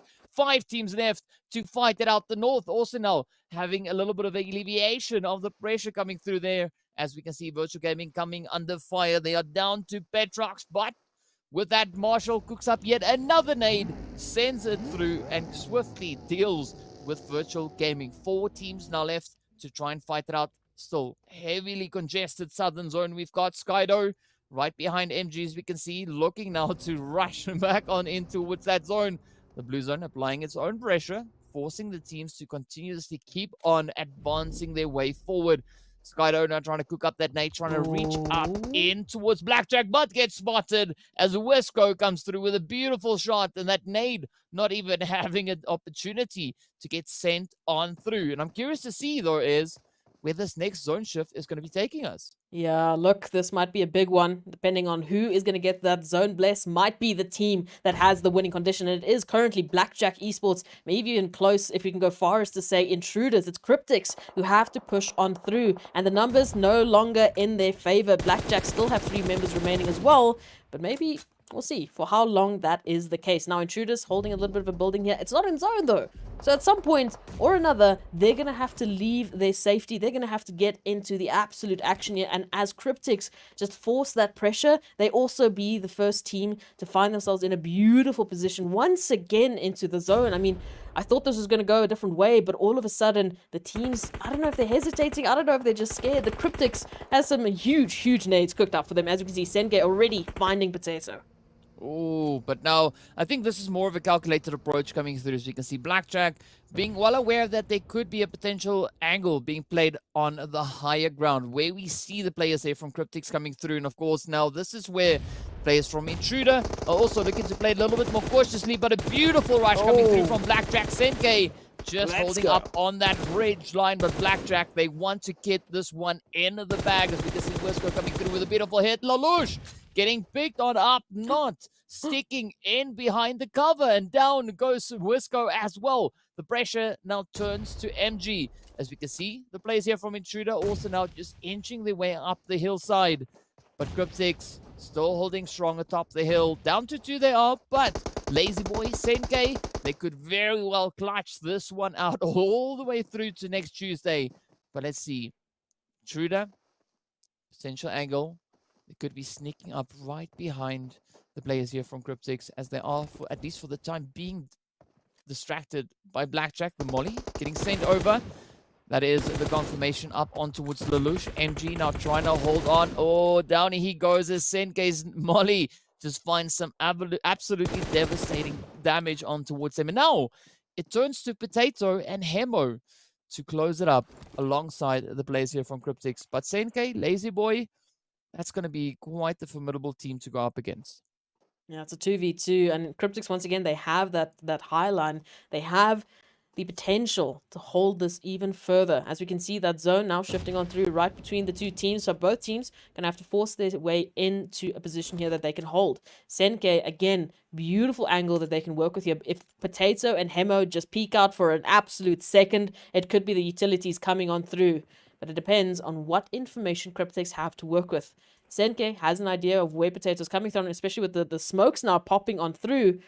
So those nades might be huge if they can just land the perfect angle. As we can see, Lazy Boy, he's rushing on in. Come on, up comes Cryptics now, looking to apply that final bit of pressure onto the side of Intruder. The molly's getting sent out. There we go. Oh, yes. Hemo finds the first one on towards Lazy Boy. Senke now just on the edge, trying to see which way to go. Intruder somewhere up ahead. Not quite sure where, but Hemo, Potato, just standing their ground. Not going to be looking to give away their position just yet. But those smokes are starting to dissipate. And this is where it's going to come down to those heads popping out. The moment either of these teams spot any of those players, it is going to be game over. But of course, Cryptics already now sitting on 15 eliminations, bringing in an absolutely devastating performance so far already. So are they going to be able to push it up to 17? Or could we maybe even see the players there from Intruder making their way towards that winner chicken dinner, finishing off with a potential 6 eliminations to their name?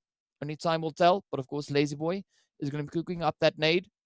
It's heading over towards Potato. Will it reach? Yes, it does. No. Down he goes. This is the opening now for Cryptics as they come rushing forward. Hemo has no other option. He needs to fight. And down he goes as Cryptics clear it out, taking yet another winner chicken dinner, but finishing off with 17 eliminations, and that being their 4th winner chicken dinner. Absolutely beautiful play. I mean, they finished off yesterday on such a strong note, and now Miramar, they bounce back once again. Tick, tick, boom. Yesterday, tick, tick, boom. Today, once again, the nades just finding their marks on Miramar, especially for the side of Cryptics. So huge, huge game coming through for them. And as you mentioned, they are the second team to reach that 4 winner chicken dinner mark. I mean, it's Myth and it's Cryptics right now that are leading the pack with that $2,000 already in their back pockets. It's huge. But again, I feel like we're getting into a little bit of a top-heavy situation here, but it's huge to see teams like Intruder, who have just joined us, finding their way into that top 2 against a team like Cryptics, picking up, a couple of eliminations and those placements. It's going to be huge for them to catch up to the closest team currently is Triple Esports, who we know is not playing this weekend. They don't have an opportunity to further their points, so Intruder might just kick them out. Yeah, and they're definitely bringing in a really strong effort to try and do exactly that. And, we were talking about this in the pregame before we even started with the matches. That is the kind of approach we'd love to see coming through.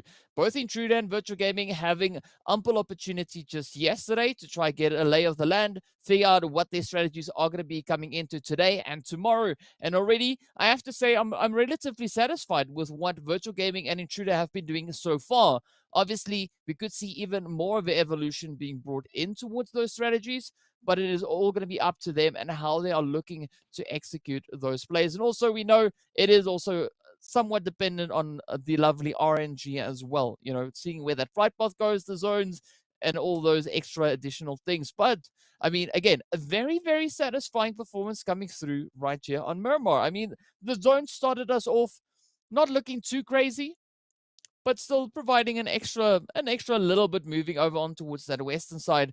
But again, some good rotations being made all the way through and some really strong angles being utilized once again. So we are seeing the teams looking to continuously increase their performances. And I mean, from G3, we know by now, the moment they start rolling in from the northern side of zone, it looks to be pretty good for them. Today, this one, we saw them coming in from the western side, so maybe west is not best for them.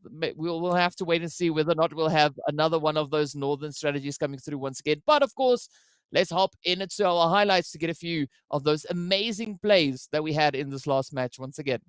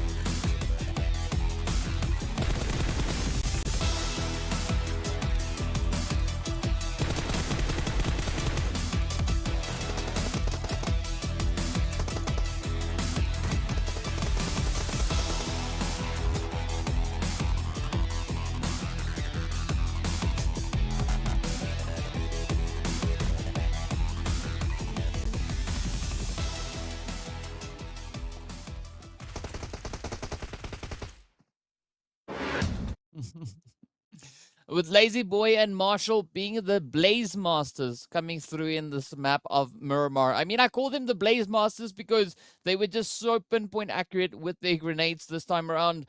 It was so beautiful to see, but we saw a lot of teams actually dialing up the aggression. I mean, we had the players there from Blackjack as well, sitting on 12 eliminations in this game. So again, it could be a very satisfying position for them with regards to those points. And this is where we look to see what our match results kind of look like, because we know a lot of teams dialing up the aggression, working hard to bring in those points, to push those positions on the leaderboard as hard as they possibly can. And we can really see the work being put in. But now we need to take a look at those master stand, or the match standings, master standings, to see how many points these teams were able to bring in. Now, I mean, obviously, we're going to be seeing a few potential changes coming through on the overall standings. But again, this match, really satisfying performances. I do. I really am impressed by the teams coming through, especially from Intruder Africa and Virtual Gaming. I have to give a shout out to them continuously because we put a lot of pressure on them in that first day. We were like, hey, you're coming back for the second weekend. You've got 15 games to catch up and at least make sure you get yourself into that top 16. Coming back, potentially for that third super weekend, it's not a guarantee. It's going to be absolutely tough. So let's take a look at those match rankings and see what did you call them? Master rankings? Is that the word that we're going with? Yes, Either way, match yes. rankings, huge play coming through here for Cryptics. 32 points, DK, and they're not looking to stop anytime soon. Yeah, as I said, after the first match, Cryptics, it takes them, we don't really see them popping off on the first match. It's usually a little bit later on. And, well, they made it out to be true. Of course, a 32 bomb being dropped right here, but also a really strong performance coming through there from the side of Blackjack. 24 points under their belt, 14 eliminations. Last time we saw it was on 12, now finishing up on 14. That is what we love to see. Teams continuously trying to apply that pressure. And of course, we were talking about Intruder Africa. We were talking about Virtual Gaming. Again, some very satisfactory points being brought in from both these teams. Oh, I just love it. I love that the fact that we're still seeing the bar rising. We thought, okay, well, we've got our top echelon. We've got the teams that are leading the pack. It's not the case. We have teams constantly and continuously improving to showcase that they have what it takes to make it to the top and to make an absolute showing. You can go over to that second page and see which of the teams didn't have the best of luck coming through on Miramar. Of course, we know some teams really do thrive and some teams maybe struggle just a tad. Unfortunately, Darkness and Team Unique going with bubbles, 0-0-0 for their placements, for their kills, and going to have to wait for the next Erangel to work it with. But I mean, the rest of the teams at least picking up a point or two, making sure that they're steadily but surely adding to their tally. Nothing too crazy, of course, but nothing too difficult or devastating for the teams, if I could say it that way. YONKOUS, Darkness, and Team Unique, the bottom three on this page, they're teams that have picked up some sufficient points. Team Unique got their second winner chicken of the day already. Darkness sitting in 11th place. I mean, some of the other teams, they've done well for the time being. Still want to pick it up, but they're okay. Yeah, I mean, it's fine, right? Darkness, Unique, as you said, they can afford to have a bubble wrap, right? They can afford to have one of those, right? Yeah, like whatever. They can afford to have a match in which they don't have any points, but don't make a thing of that, right? No, please have don't. one, that's fine. Like you can tick it off and say, okay, it was part of the to-do list for the day. Been there, done that. Now let's bounce back. Now we got to see those plays come through. But also, I mean, even looking at the position that YONKOUS is currently in, it's still a good position to have. I mean, we do see them with quite a few points coming in on that leaderboard, but we are also seeing that push coming through from the players of Intruder Africa and Virtual Gaming, right? A slow but steady approach, applying the pressure, and they are really starting to close that gap in behind the teams that are all sitting up ahead of them. But of course, let us know what your thoughts are. Let us know on social media what you think is going to be the result at the end of the day. You can hit us up on Facebook as well as on Instagram. Just search for PUBG Mobile Esports.Africa and tell us what you are thinking. Who do you think is going to be the teams to bring in all those winner chicken dinners? Well, for me, at least, I have no idea. It could swing either which way. The team's really keeping us on our toes. But of course, we are also now going to be hopping into a quick break. So be sure to stay tuned and we'll see you guys right back afterwards.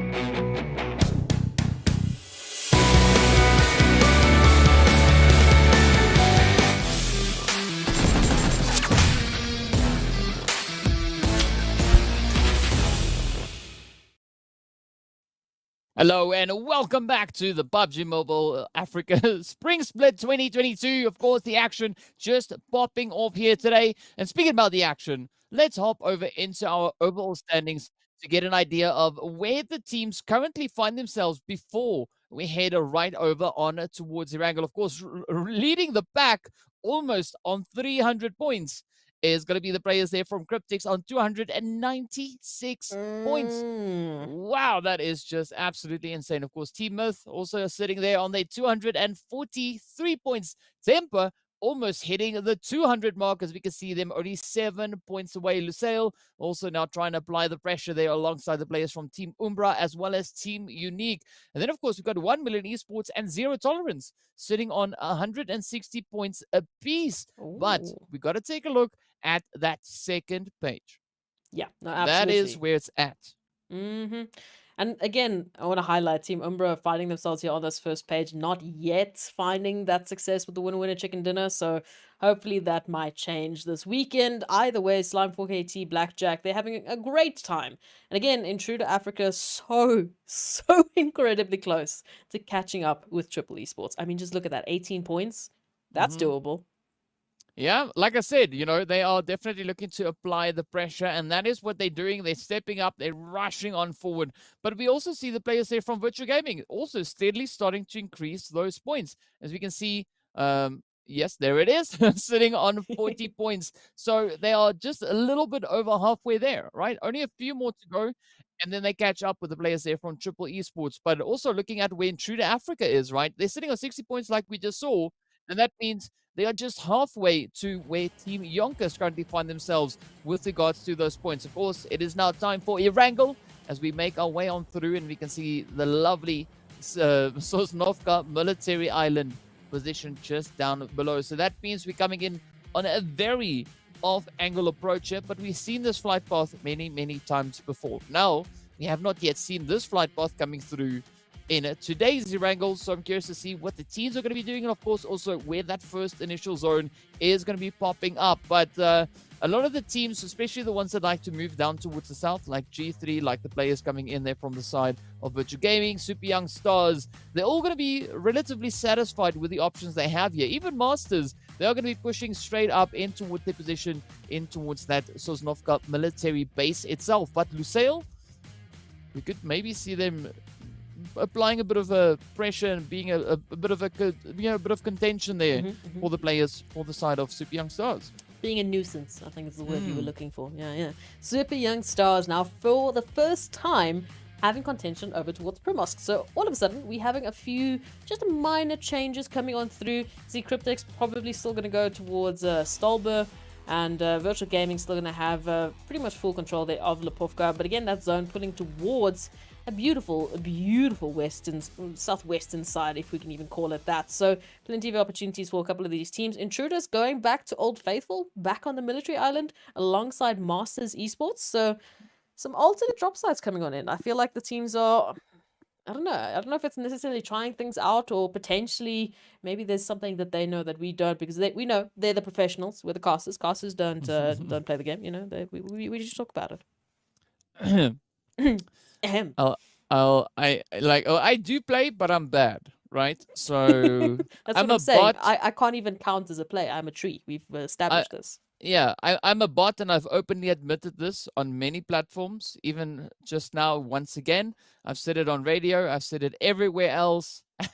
Yeah, I'm a bot. You don't want to play with me. That's why we'd much rather sit here and watch these absolutely fantastic teams showing us, you know, how they do it, because we can see a few of those engagements already kicking the party off. Zero Tolerance losing their first player along the way. But now it comes down to how these teams are going to approach this next phase. Sitting all the way over on towards that western side, it does open up a lot of opportunities, and we've seen the teams really duking it out over on towards Everest several times just yesterday. But hopefully it's going to be a bit of a change up coming through this time around. Of course, now over on towards that Rozok kind of position towards school, we see Umbra already holding the position, with YONKOUS now just venturing up right behind them. But a very split up approach coming through, as YONKOUS is now still just trying to roll into a position, but they're going to have a little bit of a bumpy road along the way. Of course, now Blackjack find the team here from Cryptics, or at least Lazy Boy from Cryptics, looking to maybe be a bit of a thorn. Not tapping away too aggressively just yet, but definitely holding the position and just gathering some information. Yeah, team's still making the rotations on in, so there's no need to really invest unless you're forced into a corner here, which the Scholar might make that happen. We'll see. Blackjack are still, busy with their rotations, so I'm not too sure if that's actually going to come to fruition. But of course, same could be said there for Slime for KT. I mean, Plaza also acting like a little bit of a scout there towards zero tolerance. A few other teams, I mean, Umbra and YONKOUS once again closer there towards Rozok. Nice shoulder to shoulder. Looking to hopefully get out of that and continue to just keep on getting those points. We want to see these teams really just setting themselves up as well as they possibly can and have a full just absolute chaos and battle and third party action coming on through into the final zones. But that's not up to us, that's up to these teams. Now, looking at it, what's interesting to me is, I mean, again, we had that change up, of course, for Lusail, but Unique also changing up where they're dropping there towards Fairy Pier. So, Super Young Stars really having, for the first time in a while, some huge contention potential. They might have some rotations coming through, and then all of a sudden, hello, why are you here? I think it might be a few of those questions coming through or being posed as well, but at least for the time being, everyone being relatively respectful of those locations. I mean, yes, you said the Super Young Stars having a few more visitors in their region, but we're not seeing anyone really necessarily committing to pushing up in towards Primorsk. I do think once those later rotations start coming through, that is where things could get relatively interesting. But for the time being, I do think a lot of the interest will be focused more towards that eastern side, as we've got the players from Slime 4KT, Blackjack, we've got Darkness, we've got 1 Million, we've got Virtual Gaming, as well as the players there from Cryptics, also all still holding on towards that more eastern position. Military Island, relatively quiet for the time being. We know whenever Masters Esports, as well as the players there from Intruder, drop into their respective locations, they keep it respective, at least for the first phase, right? After that, it's anyone's game. They like open the sluice gates, and it's just like, you know what? Let's just do something. Let's just go crazy and see where it takes us. That's not really the case. We know it's more calculated than that, but that's probably what I would do. But now, a lot of these rotations continuing to pull on through. Lusail exploring all the options down in towards that more center zone. G3 actually venturing up towards the players there from Unique, or rather relatively close towards them. But I'm liking the fact that G3 is now trying to push a little bit further on through, looking for a few potential angles to take occupation of as they now progress into that more central zone. Yeah, let's get some good positioning going here, and I think that's absolutely the focus coming through for a few of the teams, as we do see a few earlier rotations. You can see Masters as well teetering there towards that western bridge. Do we go? Do we not? What's going to be waiting for us on the other side? And Intruder, they have a fun rotation ahead of them as well, with Cryptics, who have to come all the way there from Stalber, even Kameshki, as we can see Carry Boy there right towards the top. So some fun times indeed laying in wait for these teams. And again, somehow, some way, these teams are just perfectly rotating right alongside each other. I mean, even Blackjack right now, right, I believe very close to either Darkness or a few of the other teams making the rotation through from farm. So it's so close, it makes me uncomfortable. I don't even know how the teams are dealing with this pressure, but for the time being, we're okay. I'm going to say that lightly, because we do see a few setups coming through. As I said, Blackjack and Darkness, very close. Blackjack might set up here to get a few pot shots, maybe some eliminations, who knows. Well, I've got some advice. I've got some advice, right? When you're feeling nervous, just breathe, just breathe. I can't, no. It's scary. We'll leave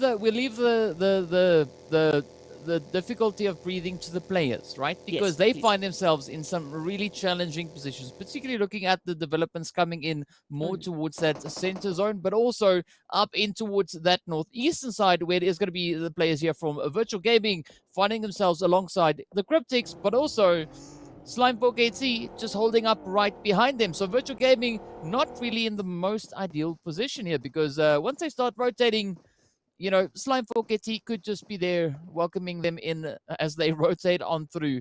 But Cryptics, we usually see them come in with a little bit of a delayed rotation. And now this engagement coming through on towards the players from Virtual Gaming, just adding a little bit of an additional delay to that potential rotation itself.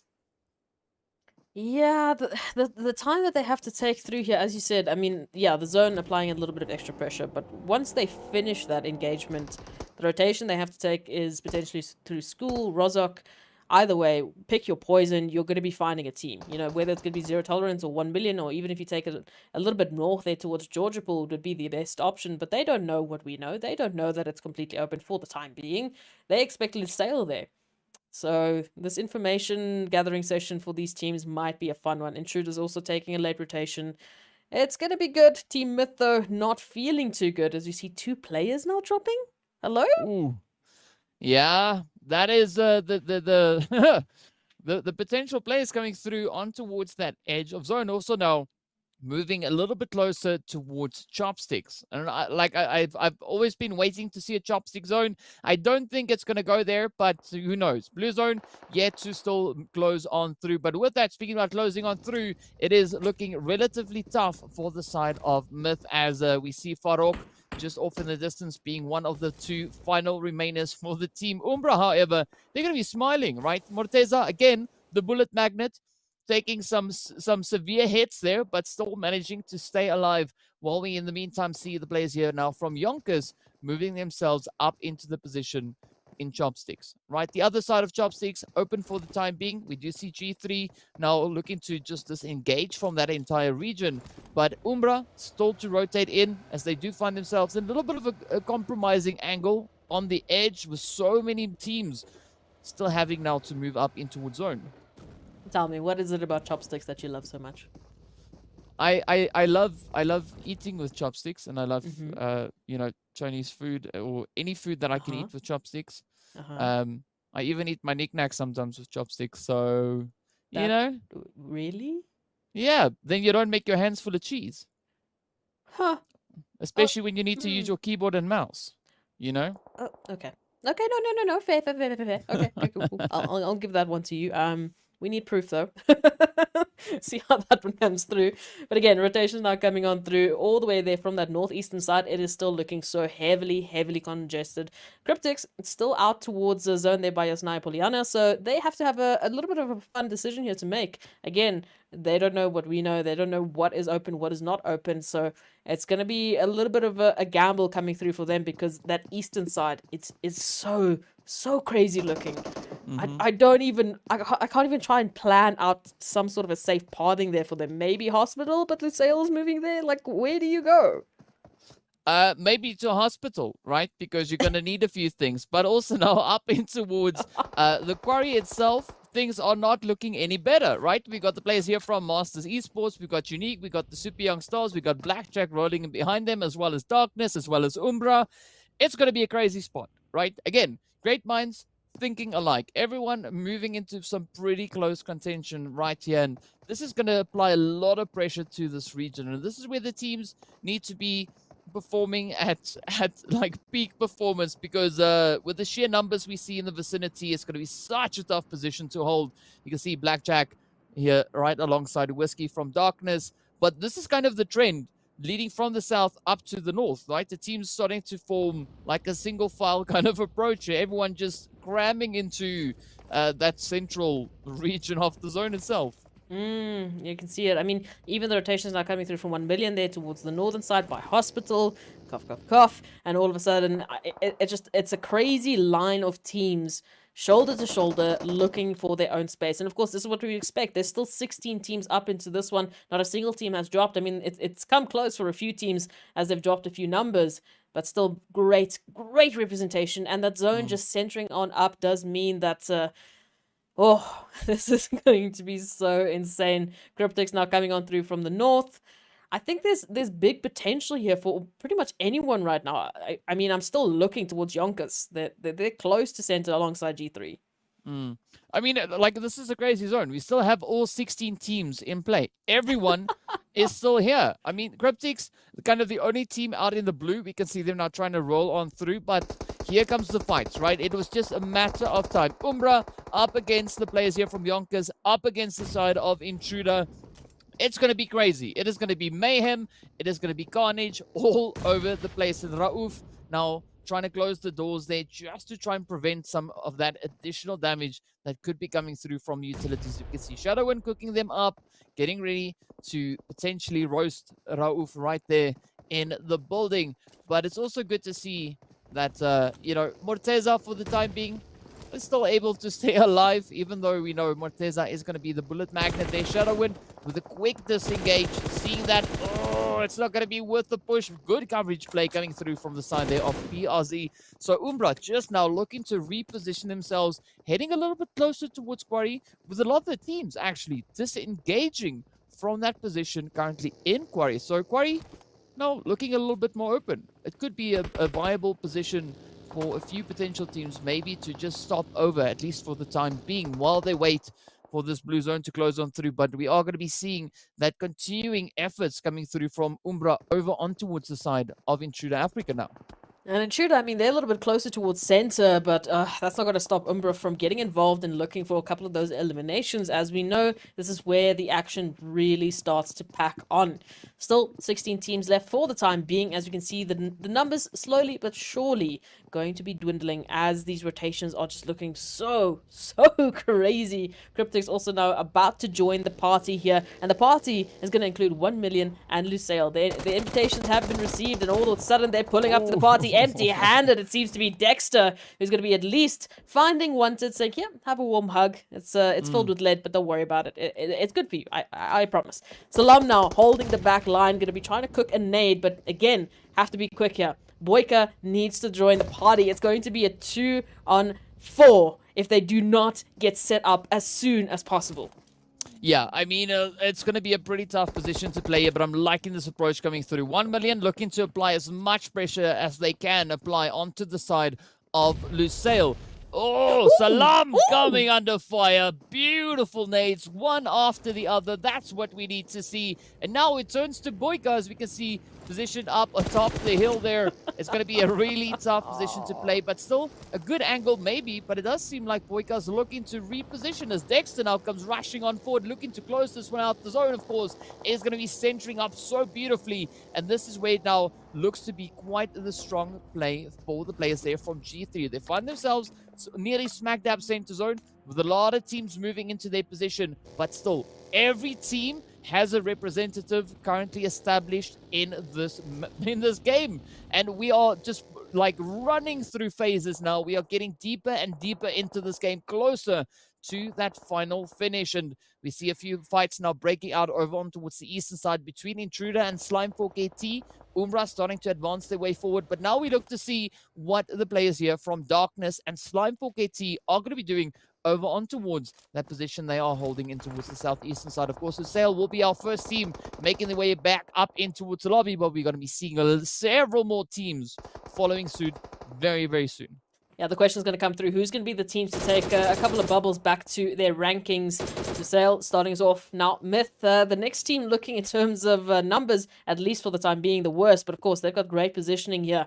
And holding the line, of course, it is Slime4KT looking towards Intruders, who are currently blocking their pathing into the zone. So definitely a little bit of pressure is going to be applied as they try and find a way out of this. Masters now also finding Umbra, who, again, are trying to get into zone, and Masters just being an absolute thorn in their side. Everyone is going to start lighting up those feeds, as we know they need to get those eliminations. And talking about Darkness, talking about Masters, look at this.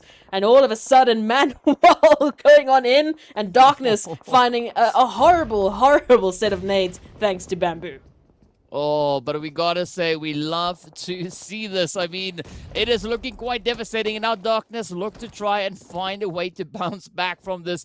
Manuel not really having many options there, but fortunately, there's several teams in the vicinity looking to continuously apply that pressure, and this could be a little bit of a breathing play now for the side of Manuel, who is looking to bring the team back on through, looking to get those raises, and of course bring them back up into fighting form. Now up comes Unique, also rolling through into the crossfire, but I mean, Darkness could still make a comeback from this. Yeah, I mean, that rotation coming out now from Masters Esports, at least Bamboo, does mean they have the opportunity to just be left to their own devices and reset. So, unfortunately, that huge nade is not going to be finding any success. But, I mean, speaking of finding some success, Team Unique now looking to make Super Young Stars the foothold for them to get into this one, maybe even get a few more points coming on through as the nades start getting popped. And Cronboy now out in the open, having to have a little bit of a stare down here with the remainder of Team Unique. There is at least, of course, the rest of their teammates that they can work with here. Charla and MGI up and Adam into this one. But rotations are going to be crucial here because right behind them, we've got Blackjack Esports. Right in front of them, it's Masters. Right in front of them, it's Darkness. The southern side is looking absolutely packed. And it's what we've come to expect with the amount of teams still alive. And it's going to be crazy. I mean, 15 teams all the way through into such a late phase in this game. I have not seen this. I mean, we have not seen such a play come through just yet, but everyone just looking to stick it to each other.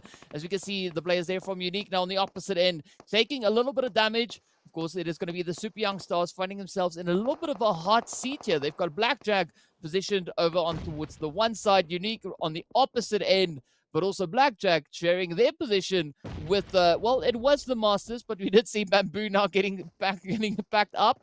But Darkness holding the angle right there on the side of them. And the only team we currently see having a good position in zone is going to be Umbra. But, of course, YONKOUS up in towards the north. And Cryptics now trying to lay down the law. But down south, it is going to be Unique, trying to reach all the way across into the side here of Super Young Stars. And Charla is going to be facing quite the uphill battle from here.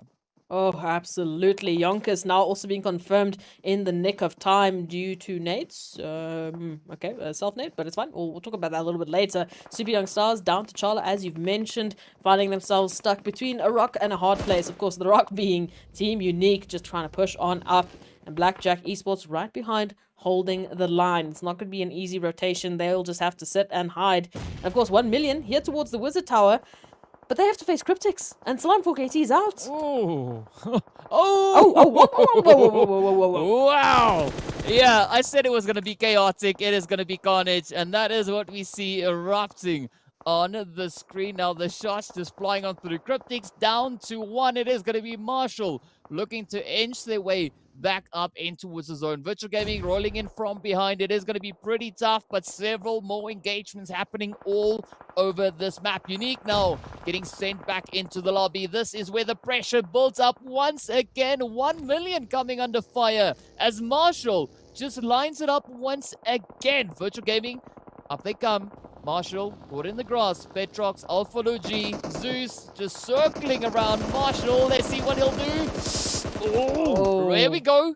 Oh, tries to do a few push-ups with a weapon in hand. Not really ideal, but unfortunately, Cryptics have to make their way back up in towards the lobby. G3 holding their position over on towards the western side. Blackjack just positioned down below. Zero tolerance. Running into some trouble along the way. But of course, the zone is going to continue now to get crazier and crazier. 8 teams now remain. We just dropped so many teams in the past few moments, and it is going to continue to just escalate from this point moving forward. Absolutely, especially when you take into a fact that there's not a lot of cover to work with here. I mean, the teams are out in the open. Yes, they can bring in the vehicles, but other than that, they've got hay bales, they've got grass. They don't have a lot to work with here, especially Umbra that find themselves back in the middle of the zone. Now, Darkness moving on through, INTRUDER getting sent packing, but the zone at least blessing Umbra once more. They can hold the line alongside Virtual Gaming here as the rest of the teams have to take that rotation from that southwestern side. It's going to be a huge one, especially here for G3 Temper that have a beautiful line of sight on towards Darkness, as well as Lelouch, who's just out in the open, just hoping no one's going to be looking at them anytime soon. And of course, again, I said this, the cover, it's awkward. It's so awkward for many of these teams to work with because, I mean, you have a wrong angle, you just step out a little bit too much to the side, and bam, that's your face. That's everything gone. Yeah, that is then good night, goodbye, see you back in the lobby. But the teams now just trying frantically to secure those anchor points moving up in towards the zone. We can see that first position now being locked in by Flacco for the side there of G3, but still a very exposed position. Darkness now come rushing on forward. Wanted, about to get the party crashed, and quick nade getting sent on through. Up comes Moment, not even going to be phased by that nade. popping off just outside. Now, of course, the pressure continuing to build. We still have the players there from Virtual Gaming holding on towards the north, as well as that more eastern position. Myth rolling up from that southeastern side. Darkness coming in from the south. We've got the Super Young Stars coming in from the southwestern side. Blackjack behind that. Of course, G3 up on towards the western side. It is absolutely chaotic. It is such a struggle here for all these teams. But this is what we love to see. The continuous fighting now being forced onto these team. Darkness finding a bit of trouble along the way as they run up in towards Umbra. But now Myth also down to Farok. Farok just narrowly making it up in towards zone. But Virtual Gaming are looking to make it so difficult for them to try and solidify that position. Absolutely. I mean, G3 Temper now also getting involved. Both these teams trying to get a huge spread of control into this final zone as they need to. It's going to get absolutely chaotic from this point onwards as we find our final 6 teams in the second Erangel of the day. Now the nades are being cooked and they're being sent and they're making a few connections, especially thanks to Charla now finding Tornado. Darkness might be under a little bit of pressure here because not only are they feeling the pressure there from Super Young Stars, but Virtual Gaming now turning their attention, sending in a couple of nades, and these connections could be absolutely devastating. As you see G3 now also getting involved. Oh, Darkness, I'm sorry. I'm so sorry. Yeah, this is where you cue the music. You know which one I'm talking about. But now, look at this, right? Whiskey trying to hold off any advances potentially coming up into their direction. G3 also now trying to clear their way through as they move in from the western side. The zone, of course, now is going to be centering up right towards Umbra and Darkness. Virtual Gaming just on the edge. Myth so close. Down goes Umbra. Umbra. My bad. Getting taken down. Chala also just narrowly on the edge of the zone. But Virtual Gaming looking to push on forward, still having the angles. G3 going to be facing a super challenging rotation here. Not a lot of options, and the only way for them currently is going to be to try and move towards that roadside, because the opposite end is chock and block for the players.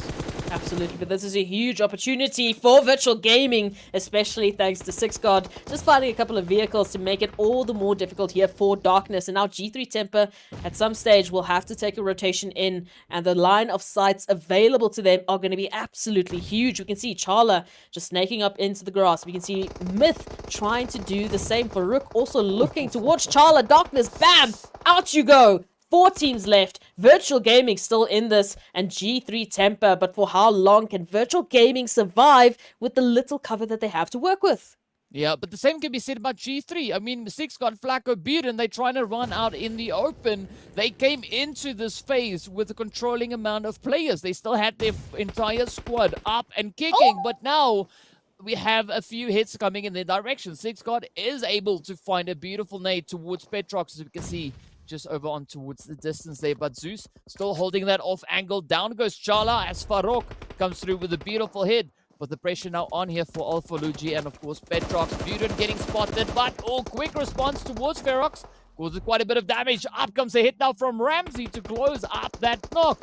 Myth not out of it just yet. They might have gone quiet for a little smidgen there, but they don't discount them just yet. Flacco is going to be the last one for G3 as Virtual Gaming come lasering on down. They are looking to get that chicken on board, and they put everything they have in their bag straight onto the battlefield. Down goes G3. Flacco's getting traded off, and it is now going to be Myth up against Virtual Gaming. Quick confirmation coming through on towards Petrox. It is going to be Ramsey and Farok looking to hold up the position in zone. It is going to be Alpha Luigi and Zeus trying to push on through. The damage comes in, but of course a quick retaliation. Down goes Alpha Luigi. Up comes Zeus. Will he be able to get it? The shots fly in. Farok taking several hits. It is pretty much now Zeus versus Ramsey looking to fight it out. Up comes Ramsey. Another nade. Is it going to find the point? Overshoots. Zeus now just hoping and praying that these angles will work out. But of course, they don't have much time left. The counter has started. The zone is about to start moving up. And Myth have such a beautiful position. But this could be a beautiful opportunity now for Virtual Gaming to lob 1 or 2 nades over in their direction. Ramsey also going to be just be trying to swing the bat through. It bounces off of the vehicle. Zeus just nearly matrix dodging the heck out of that flying fan. But now the pressure remains. Zeus needs to find a way. He's going to try and reposition. Up comes the zone. Oh, tries to use the lower ground, but it doesn't work out. Myth walk away victorious as they lock in the winner chicken dinner. Absolutely fantastic play. I was hoping and praying that that might go the way of virtual gaming, because I mean, let's be honest, Myth, that's their 5th winner chicken dinner. You know, they saw Cryptics getting close to them and said, we're going to get a 5th one. Thank you very much. But virtual gaming, they could have absolutely needed that just to jump up the rankings. You know, maybe just beat out Intruders, who are currently leading the pack as the one of the 2 teams actually coming into this next Super Weekend.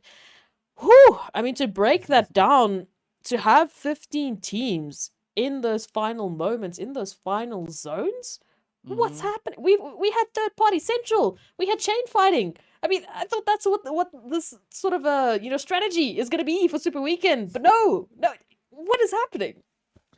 We said this already, right? The teams are stepping it up, and they are all very reluctant to get sent back into the lobby, right? And that is resulting in some really unseen plays on the Super Weekends, right? Teams staying all the way up into those late phases. It is insanity. It is absolutely crazy, but it is resulting in some very interesting PUBG being played right here on the battlefields. And we can see there's quite a few of those eliminations making their way on in. And a lot of the teams that we thought are going to be performing exceptionally well in that past match, just based on their positioning and kind of the strategies we've been seeing them deploying so far, they run into a brick wall, right? The teams just go like, nope, done. You have gone far enough. We are going to stop you right there. And it is some absolutely amazing things to see. I know I've said amazing probably like 20,000 times in this past minute, but that's what it is, right? If we're being honest, it's insane. Look, I'm falling into the absolutely trap as well, so it's okay. You know, it's Absolutely. absolutely amazing. That's what it's coming down to. PMPL Africa 2022, you wouldn't want anything less. And the teams, again, still raising that bar, still looking to continuously improve, which at this point, I don't know how they can, but they keep doing it. They keep proving us wrong. I've been saying it, but now I'm finally living it as we see these teams coming on through and bringing us new plays, new insane action. Of course, we do have highlights coming on through to our screen. So DK, let's get into them, shall we? Well, almost, right? Before we go, we have to give a big shout out to Monster Energy, our official energy drink partner for the PUBG Mobile Pro Leagues. But on that, yes, let's hop straight into our highlights.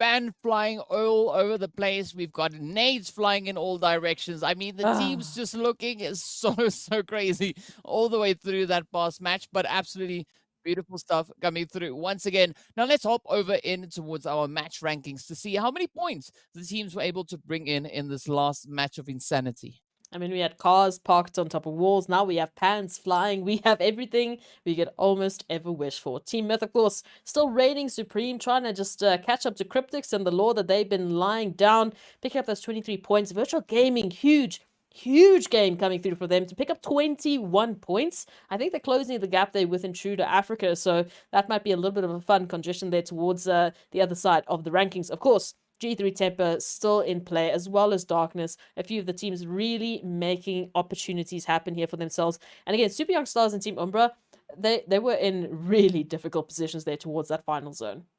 Yeah, it was quite a challenging play to bring through, whichever way you look at it. But again, two teams we've been wanting to step up and continue their efforts. It's going to be Intruder Africa and Virtual Gaming sitting on this very first page. That's what we want to see, the new teams coming into the Super Weekend, really showing their worth here. And we were expecting those performances to come through, and they delivered. And now as we look over on towards our second page, this is where we see also Blackjack coming in, 5 points on the board. Cryptics coming in with those 4 eliminations, putting them also on a grand total of those 5 points. But we do see it has been a pretty tough play. Now, we do see the players from Lusail, of course, Masters, Esports, and then also YONKOUS going out with, unfortunately, 0 points here. But take into consideration, this happened like round about the 5th phase only.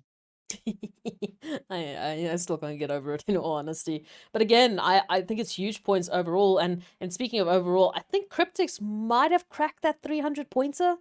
They were really close. Yeah, it is. Ooh. It is very, very possible. They started off with 296. So if math is not failing me right now, they should be just 301. within.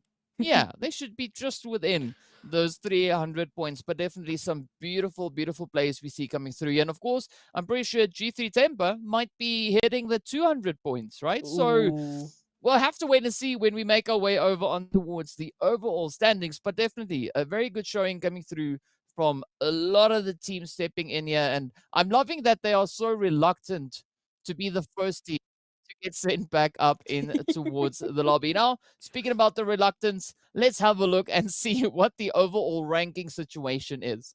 Let's see our quick math. Did we do well? Did we do well? Yes, we did. G3 Temper up in 200 points. And of course, Cryptics up in 300 points. The first team to make it on through. Oh, that's absolutely beautiful, beautiful work coming through. And again, to see these numbers on screen, I can't believe them because, wow, it's absolutely insane. And the teams are still changing it up. I mean, Myth now with 5 winner chicken dinners. Yeah, I think Myth, they need to change their name from Myth to Epic, right? Because it's no Myth anymore. They've proven what they can do sitting with already 5 chickens. That is just ridiculous. But we also got to give credit where it's due, right? Team Umbra sitting up in 4th place. Not a single chicken just yet. We'd love to see that chicken come through for them, though. But still, an absolutely phenomenal performance coming in. Being able to maintain a total of 179 points without a single chicken dinner. That says a lot about a team. Oh, yeah. No, absolutely. And I really do want them to get a winner chicken dinner. I've been saying it since pretty much from Miramar onwards. But they're on the cusp. They're going to get there one day. I absolutely hope so. But for today, or at least for now, not the case. Maybe still today. Let's hope so.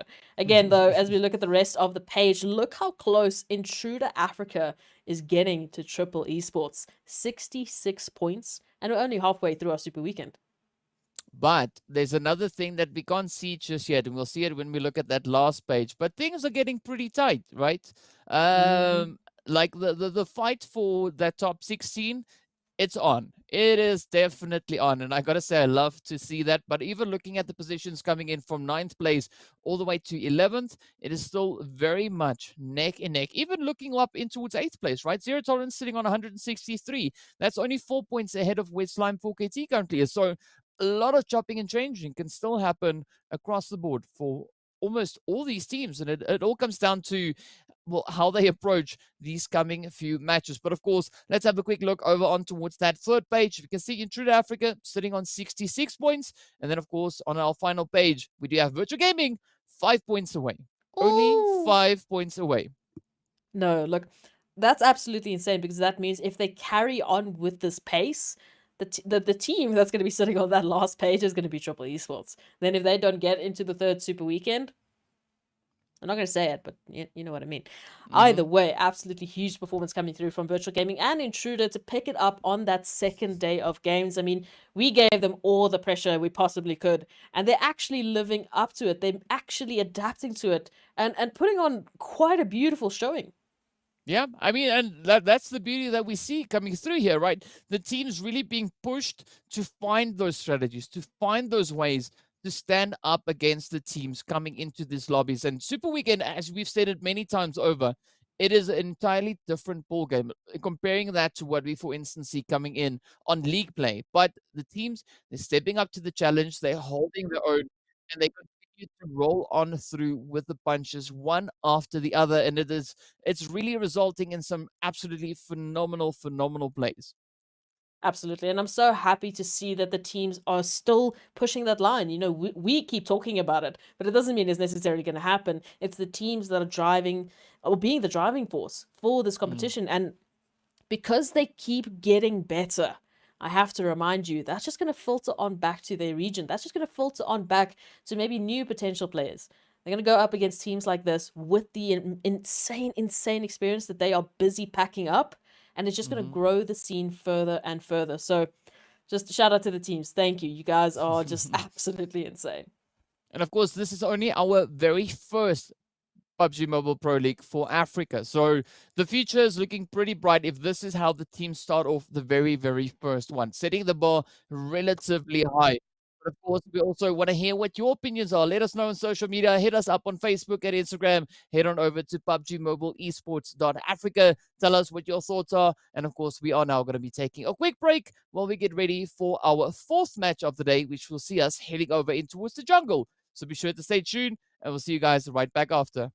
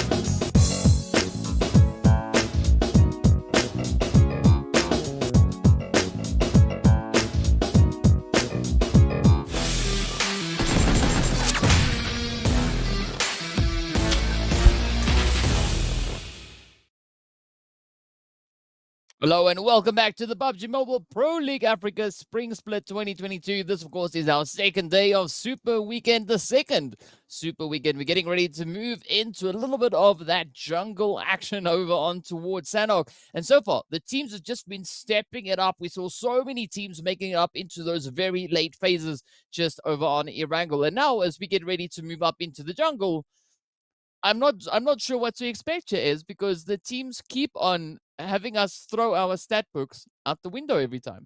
I would like to keep a stat book for once. Like I spent so much money on those stat books, man. Come on. But yeah, look, Sanhok is going to be absolutely insane because again, we're seeing the teams that were really thriving on Sanhok once again pushing the envelope. They're performing. They're bringing the action. So I'm wondering as well, is that going to continue when we go towards Sanhok? Or maybe... No, I'm not. No, I do not want 15 teams in the final zone on Sanhok. That's no. But yeah, we'll see how that's going to change. I think the teams are really looking forward to changing it up. Go to the beautiful, beautiful green side there of Sanhok and show us a little bit of something different. Yeah, and of course, as we know, coming in on towards Sanhok, flight path, not going to be too essential, right? That first initial zone, rather, that's going to be where it's at. And now we look to see where the teams are going to be looking to drop themselves into. Of course, we do have a few early jumpers coming through Myth, of course, heading over towards Nakam, which is nothing out of the ordinary there for them. Also, the players there from Masters Esports are going to be heading straight down in towards that Camp Charlie, Bantai kind of position we also normally see them moving into. But I'm curious to see once this next phase pops, where the teams will have to move to, because we've seen northwestern zones, we've seen southern zones, we've seen central zones, as well as a few over on towards the east, and this time a very centered zone. So, a nice full circle kind of approach coming in here for the teams. I like it. Sanhok is behaving. It means the teams have an opportunity here, of course, to put their best foot forward, and I want to see that coming through. I do want to see, again, I'm still looking at Umbra. I want them to have winner chicken dinner, please. I mean, they've been working so hard to make it up into the top 8 without one, so it would be fantastic if they can get one here. But of course, we know the usual rematch is happening here over towards Paradise. It's virtual gaming. It's Super Young Stars looking... I don't know. In League play, this goes a certain way, but so far in Super Weekend, Super Young Stars have been having the upper hand. Yeah, maybe there's something tied between the Super and the Super, right? We don't know just yet. We'll have to wait and see whether or not that is gonna carry any truth. But for the time being, as you said, virtual gaming, Super Young Stars, both occupying a Paradise, and yeah, it is a very split approach coming through, but it does seem like Super Young Stars are going to be looking to dial up the aggression dial a little bit further. But Virtual Gaming also cooking up a few of those utilities. One shot, just waiting in anticipation to see what is going to come through. Cronboy, of course, now just exploring the balcony a little bit, looking to distract One Shot, while MGI and Lashin now just reposition themselves, getting a little bit closer. I'm liking this off-angle play also that we see coming through there from Alpha Luigi. But it's now down to both teams here, right? Virtual Gaming, Super Young Stars. They need to either wrap up this fight or rather get it started, or just disengage and rotate further into its zone. Look, I think it's the rematch here for Virtual Gaming, right? They want to make their starts, and they really want to have a good Sanhok game, and I think, I'm guessing here, maybe in their minds, that starts with taking out their usual rifles, which is, of course, Super Young Stars. So potentially, that's where they want to look at, but again, the longer they take, the more opportunity they give to teams like Cryptics towards the northern side to rotate on in and just ruin the party for everyone. So it's going to be a little bit of a tough situation here for some of the teams, and I mean, for the rest, a beautiful spread. I mean, everyone just avoiding each other somehow, some way. It's literally only Super Young Stars and, of course, the team here of Virtual Gaming that have found one another and are looking at a little bit of a stalemate for the time being. The rest, again, just a beautiful spread. So I'm curious to see if we're going to see the feeds start here or, again, maybe a disengagement. Yeah, also G3 holding up on towards that position just south of Bootcamp, up on the hilltop. Again, a good position for them to be in. We'll have to wait and see if they do anything with that, but at least for the time being, it is going to be a serious case of ring around the rosies here, hide and go seek between Super Young Stars. Not yet a game of tag, but maybe it could develop into that, as we see a lot of repositioning coming through from both Virtual and the Super Young Stars. But no one taking the plunge just yet. They are, of course, trying to reach across with those utilities. And Conboy, it seems almost like Conboy's just taunting Zeus in a one-shot with that position up on that first floor. But now, how much longer is Zero Tolerance gonna, or rather Zero Tolerance, how much longer is Virtual Gaming gonna tolerate this potential play coming through here from the Super Young Stars? It's funny that you mentioned Zero Tolerance because they've just found Team Unique. Nice little segue there. Ha ha ha!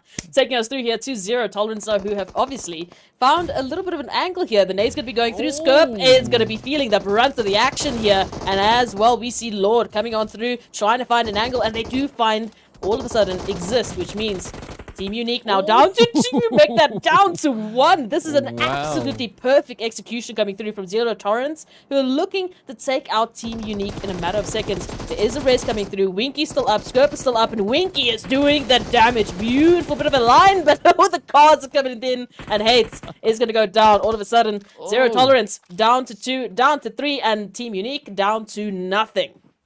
Wow, that was insane, right?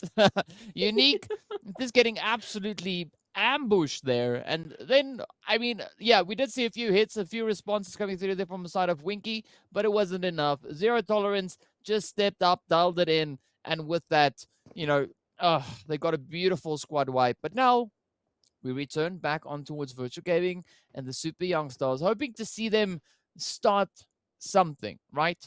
Because it's still a lot of dancing going around here. We still have Alpha Luigi holding over on towards that eastern side, not really venturing up into Paradise itself. That could also be a beautiful strategy coming in from behind, sneaking in behind the players here from the Super Young Stars.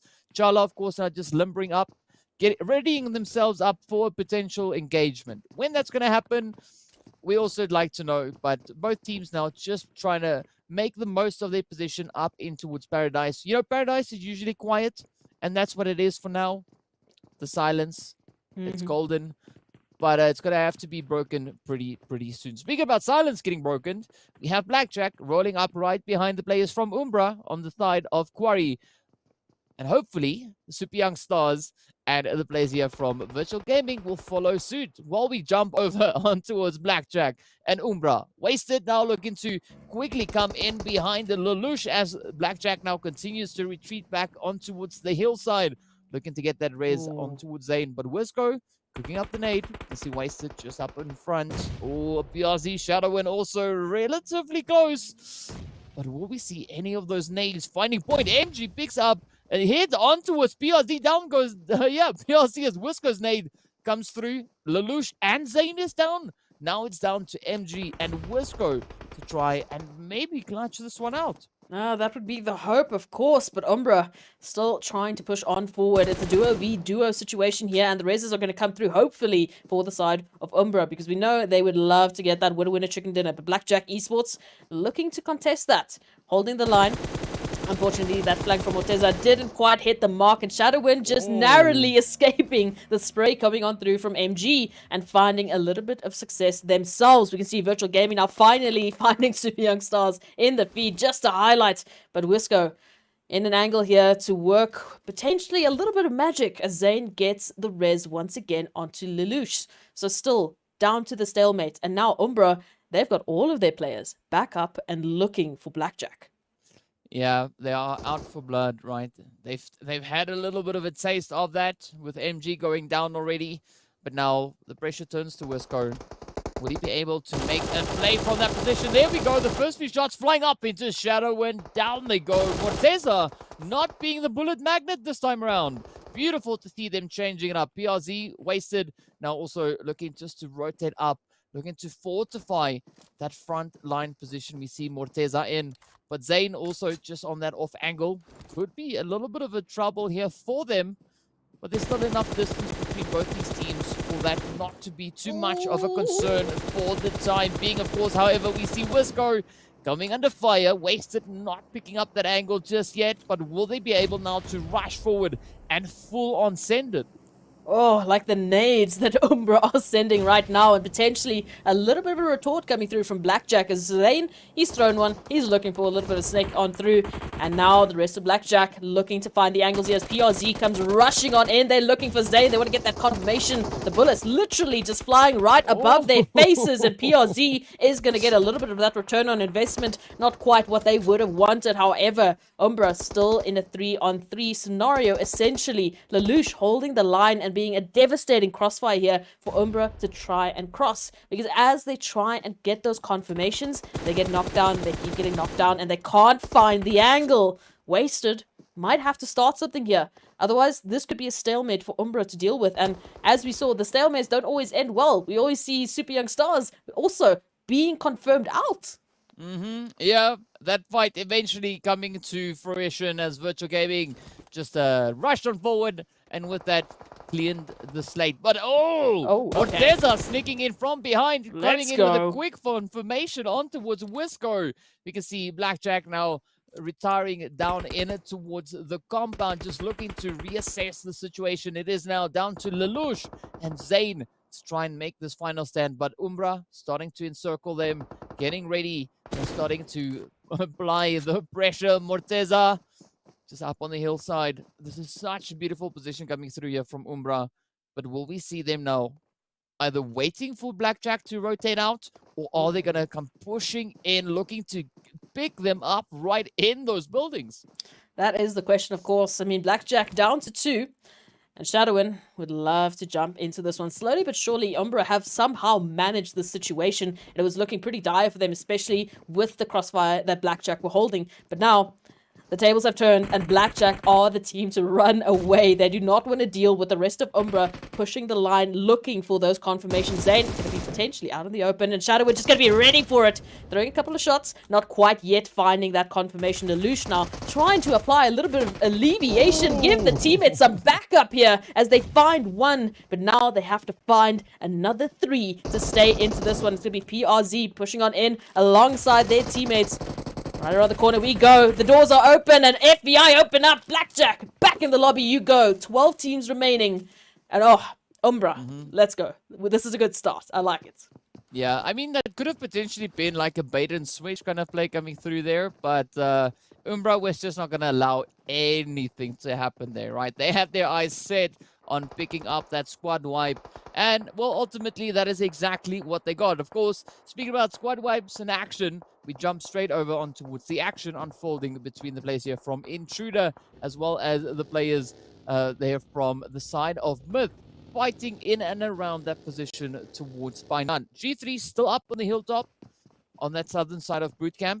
Bootcamp entirely open, but this is where we get to see these high ground positions now getting utilized a little bit. We see Six God atop there just tapping away, looking to see if they could reach into some potential angles towards Intruder, or potentially maybe even Myth. But you got to be careful, because we got Lusail now starting to move in from that western side. We've got the players from 1 million as well as Zero Tolerance coming in from the east. It's going to get hot and spicy and uncomfortable very, very soon. I mean, what else could we expect from Sanhok coming on through? And again, at least we're not going to be seeing, 15 teams in the final zone just yet. A little bit of normality coming through on Sanhok, which we love to see. Again, that southern side of the zone, pretty empty, pretty vacant for potential rotations, but that zone might make the decider here for the teams. And it actually really is so welcoming to the teams today. I don't know how, but once again, giving a lot of opportunity for the teams already finding themselves in their usual spots. It's only Umbra, Cryptics, maybe Blackjack and Virtual Gaming that have to find themselves into that zone. Well, they can try, but it's going to be a tough one. Yeah, speaking about zone, we see the players there from Cryptics also now rotating up through the blue. A very lengthy rotation, but I mean, it's Sanhok, so it's not too far to go. Fortunately, they could still potentially find a relatively comfortable rotation. It is only the third phase, so the blue zone, it is doing some damage, but nothing crazy, nothing too hectic for them to be too stressed about. And one stressing position, though, could be right here with Zero Tolerance, as we can see Vortex now on the front line as Umbra start to venture up towards the zone. We see Wasted and Morteza. And Shadowin pulling up right next door to Vortex. Please run. No, there's no option here that I can see for Vortex. Please just get out. Just absolutely just run away. I mean, looking at the rest of the teammates, they're so split up. This is an opportunity for Umbra. Oh, Shadow Window didn't quite get the memo that Vortex is lying in wait. Now going to be popping out of the truck, but of course Vortex now they smell blood. They did so much damage, and they're looking to get the confirmation. Not before Shadow Wind does quite a bit of damage there. But again, look at the rotations. Umbra are already gone. They said goodbye. They said, sorry, that's going to be our teammate out for the count. So it's 3 apiece each here for both Zero Tolerance and Team Umbra. Actually, it's a duo. I did not even see that coming through. So, wow, everyone is dropping like flies. I mean, I'm blinking and I'm seeing team numbers change. Yeah, I mean, flypaper is the thing, right? But now, as we look on towards the players here from YONKOUS, they are holding a nice high ground position, but Umbra also going to be looking to venture up onto a bit of a high ground angle here. Still quite some distance away from having a secure position locked into that zone. But zone getting congested. We still have 12 teams remaining. Cryptics, of course, are going to be trying to get ahead of the blue zone. They've got Slime 4KT positioned up in towards bootcamp. Still with the players from G3 holding onto the high ground. It does seem like Cryptics are quickly trying to just fix those health bars, get enough boosts in before potentially committing to even more rotations out in that blue zone. But the zone itself definitely starting to get increasingly more and more difficult as the teams are, again, super reluctant. No one wants to be the one to expose themselves, and I can understand it. But this is going to mean that we are going to be seeing quite a bit of fighting coming through in these next few phases. And look at that western side. It is entirely open pretty much. Yeah, it's pretty much like you drew a line from the from the north to the south, and it's only sail on the western side. Only. Literally just holding the line saying, anyone want to join us? It's pretty nice this side of the river, but for the time being, that zone going to be the deciding factor once again. And actually towards Painan. Wow, okay, a little bit of a change up here. Yeah, that's the zone blaze coming through for Myth, right? That is absolutely fantastic. They have their position set up in those compounds in Painan itself. But it's going to be a big fight now coming in on towards that southern side as we see Masters still trying to reach up towards Umbra. We have position out in the blue, but Myth now just coming in with those third-party hits into the side of Masters. We see Sin getting traded off, and we also have a lovely mass migration now heading in towards the direction of the zone. But Bamboo is going to be trying to have a bit of a gatekeep angle on towards Wasted and Morteza. And this is quite a tricky approach for the side here of Umbra, because still, they are out in the blue, have not secured any of those positions. But speaking about positions, Senke comes rushing on through alongside his teammate who flung themselves out of the vehicle. But now it is up to Senke to try and survive in and amidst all these teams positioned in this current zone. And of course, it is going to be the players here from Myths looking to close it up onto Senke. Yeah, Senke might be shaking in their boots right now because all of a sudden the entirety of Myth are hunting and looking for them. But for the time being, this hide and seek is going well. Ramsey and Farouk now looking for the confirmation. Ramsey just around the corner saying, hello, Senke, how's it going? Can you just keep your head there just for the moment? But Ramsey dropping down, Senke with a beautiful response. Now Farouk around the line. Oh, we get it. Cryptics out for the count. We've got 10 teams now remaining as 1 million also find Virtual Gaming, who are going to get sent back to the lobby. Oh, this is looking a little bit tough for these teams making their rotations again. The northern side still looking heavy. Yeah, I was just looking at the zone. That was quite the fight breaking out with the players there from Virtual Gaming. They were a very interesting approach coming through from them there. But now, as we look at the teams back up in towards zone, it is going to be 1 million fighting themselves up alongside the players here from YONKOUS. Now, YONKOUS definitely trying to utilize these positions they have. Ooh, GG. Getting taken right on down as eFlex sends in a beautiful nade. Looking to pick up that confirmation as well. Not finding it just yet.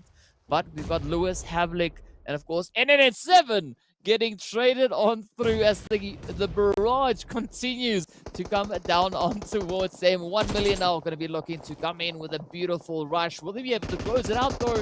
So far, things have been looking pretty phenomenal for them. And with that, NNN7 goes right on down. Oh, but Lewis Oh, the snake. This is Snake Valley. Let's see whether or not Lewis will be able to get those angles. No! Black Loss spotting out the ankles and trying to chop it off right there at the Achilles. But now, Havlik, the final remaining player for the side of YONKOUS, is going to be trying to keep a very watchful eye on Zero Tolerance. Meanwhile, G3 packing their bags, heading back into the lobby. We are down to only 9 remaining teams now. Yeah, the awareness of your surroundings is going to be absolutely crucial here, because we can see shoulder to shoulder these teams find themselves getting into that zone. And I mean, who do they have to go through to get into zone? It's the entirety of Lusail just sitting pretty and waiting with Myth, well, at least the solo from Myth. Now Slime 4KT maybe taking a little bit of a swim approach into the zone. Of course, Watson is going to spot out just the hairlines there of Slime 4KT, who are trying to find Intruders. Zero Tolerance now being confirmed. We're down to top 8 as these teams are trying to make the rotation somehow, some way. Umbra still find themselves in this, as well as Monsters Esports. 1 million now pulling on in, as well as Slime 4KT looking for a little bit of action here, in all honesty. Ooh. Ooh. And Okay. they find quite a bit of that. It's like a hot plate. It just does not stop. Of course, Farouk there for the side of Myth. He's going to be putting up quite the fight. Lusail now starting to focus their efforts on towards Umbra, as we can see Umbra trying to rotate up from that southern side of the zone. Now just centering up even more so on Painan. The players there from Masters Esports are going to be looking to push in from the more southern edge of the zone. But up ahead, they will face several challenges. One of them named 1 million, as Dexter just hammers on through, picking up knock after knock. And now it is down to Bamboo to hold it on. Ooh, never mind. Down goes Bamboo. It is done.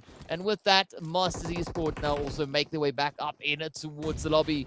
Now, final 6 teams. We got 2 solos left. We got the players there from Intruder down to a duo, which is going to be Raouf and Hemo, moving in from that eastern side of the zone. But Lusail having a very controlling position here, but it's not locked in just yet, right? Because we got 1 million also rocking up with a full squad. We got Slime 4KT also pitching up with a full squad. So it is going to be still quite a bit of a fight if either of these teams are looking to close it off and grab that winner chicken dinner. Yeah, the 1-3 split coming through here from Lusail, trying to hold the line. Watson going to be the lone wolf, but speaking of lone wolf, all of a sudden Raouf is going to be finding themselves stuck between a rock and a hard place here. 1 million now going to be tossing a couple of nades. Raouf, you better leave, my friend. Knight just around the corner is going to spot the foot and say hello, how's it going? All the time being Raouf is staying alive. Oh, dodge and weave, not going to be the case, but here comes the third party Intruders, of course being confirmed. But that was a heavy engagement here for 1 million Esports, is of course now Lusail getting involved and giving them a little bit of that revenge. Slime 4KT looking for the remaining player here of Team Myth, and Farouk must be shaking in his boots. Yeah, I don't think so, hey? I don't think so. Looking at what we've seen come from Farouk so far, I think Farouk has got this, right? He knows that there's players surrounding him. I mean, Slime 4KT now facing a little bit of a challenge of their own, as we see Watson sending a beautiful nade across, picking up that knock straight on towards Storm. But Blaza just trying to clear out the building. Smith now, he's like, you know, it's fine. I have time to inspect my weapon, make sure everything is ready before jumping into any fights. So I don't think Farouk is too phased at this particular time. But it is going to be quite difficult now for Lusail and the players here from 1 million, because it is a little bit of a city engagement, right? We have Havlik also now for the side there of YONKOUS trying to come in with that blue zone rest strat. But it's going to be crazy up in the zone itself, as we can see. Lusail, 1 million, Slime 4KT just inching their way closer and closer towards each other. And Lusail running into a few obstructions as they approach, because the mollies flying in there from the Slimers Plaza finds a beautiful placement in towards them. And Farouk still not being too faced. 1 million now also looking to contribute to the chaos we see unfolding up in towards Painan. And right next to them, of course, it is Lusail who find a beautiful angle there on towards Plaza. Confirmation not quite there, but Slime 4KT, they've got quite a bit of management to deal with here, of course. They've got to deal with 1 million. They've got to deal with Lusail.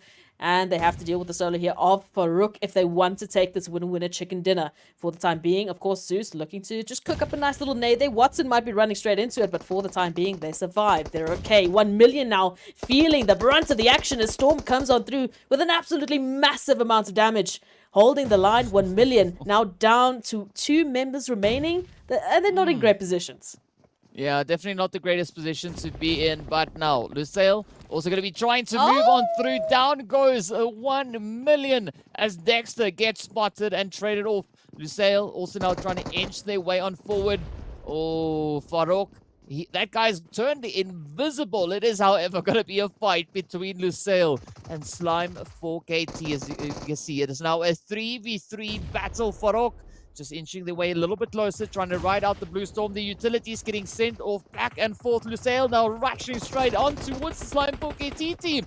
The shots getting traded off left, right, and center. Zeus super low, but down they go. Oh, the hits come in, and Lusail walk away with the winner chicken dinner. Absolutely beautiful play coming through there from them. And of course, that looks so great for them. You know, Lusail, they've been wanting to pick up their 4th chicken, and they now join the players there from Cryptics and Myths with sitting on well over 3 chicken dinners acquired. I mean, picking up those $2,000, just adding to your Ketty there. Absolutely beautiful work here for Lusail. And again, points. They are making sure that they have a huge buffer going into the next Super Weekend. So, I mean, if they don't come through, then I don't think it matters, in all honesty. But let's see how many winner chicken dinners they can get this weekend, as they do have those confirmed spots. 1 map left now, and 1 more opportunity here today, other than tomorrow, for these teams to pick up points. And we're going back to Erangel. So I don't know if the teams haven't been able to, decide if they're going to really bring it today. Well, we're going to see what's going to happen to those overall rankings. But I think that was a fantastic performance overall from many of the teams. I mean, beautiful engagements, beautiful action, and the teams staying dynamic. Yeah, and I mean, Farouk, in my opinion, they're definitely getting the hide and go seek award being handed to them, because, I mean, Farouk just managing to stay out of trouble, that blue zone initially coming through, eventually coming through, and ensuring that Farouk also gets sent back in towards the lobby. But still, yes, I have to agree with you. A very impressive performance coming in across the board. And the teams really bring in some very satisfactory plays here. It was challenging. We did see the players there from Blackjack, of course, facing off against the players from Umbra, with Umbra just setting up those plays and ensuring that they can follow through, looking to get those squad wipes. But some tricky rotations coming in as well. But I do think for Lusail, it was quite comfortable moving in from that western side, right? They had that entirety of the western side for themselves for quite a big chunk of those zones. So they could just manage to move in. It's like, it's fine. You clean up the zone. We'll come in and, just take the winner chicken dinner. Exactly, right? And so I do think that was a beautiful strategy coming through there from the side of Lusail. And, you can't argue with those points. You can't argue with those chicken dinners. No, exactly that. And we know Lusail's a team that really can manage that consistency. And I mean, they've been in that top 8 for a while now, not only with the first league week that we saw, which got them those points in the first place, but now carrying that through into Super Weekend. It's a beautiful performance overall. Yeah, definitely have to agree with you on that. And of course, speaking about beautiful performances, let's have a look at a few of the highlights from this past match. See you afterwards.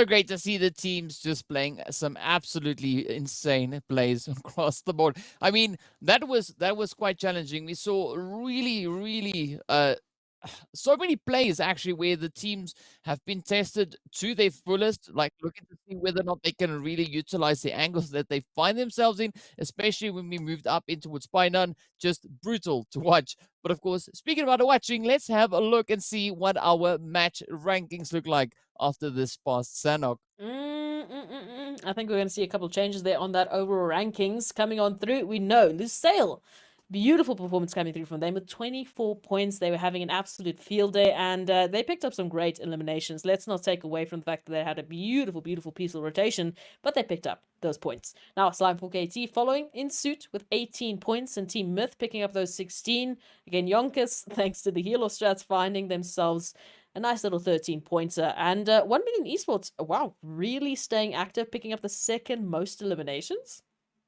Yeah, that is still some very impressive things to see. I mean, yeah, a great consistency coming in once again. I mean, INTRUDER also coming in with their 8 points, right? Four elimination points, 4 placement points. Great consistency to see there.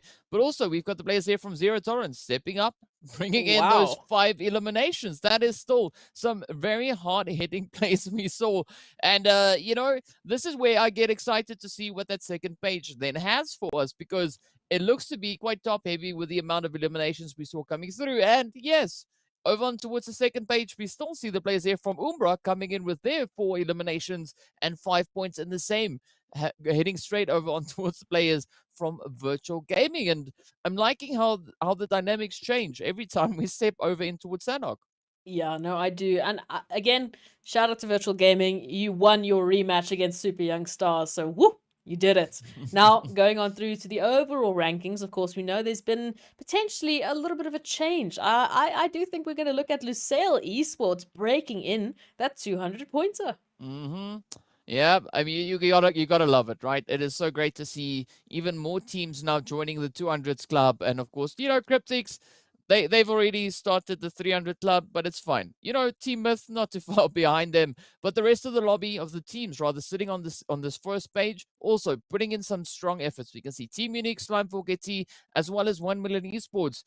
Not too far behind where Team Umbra currently finds themselves, but still, we'd love to see that winner chicken dinner come in for the side of Umbra. Who knows? Maybe Erangel could be the map in which we see that happen for them.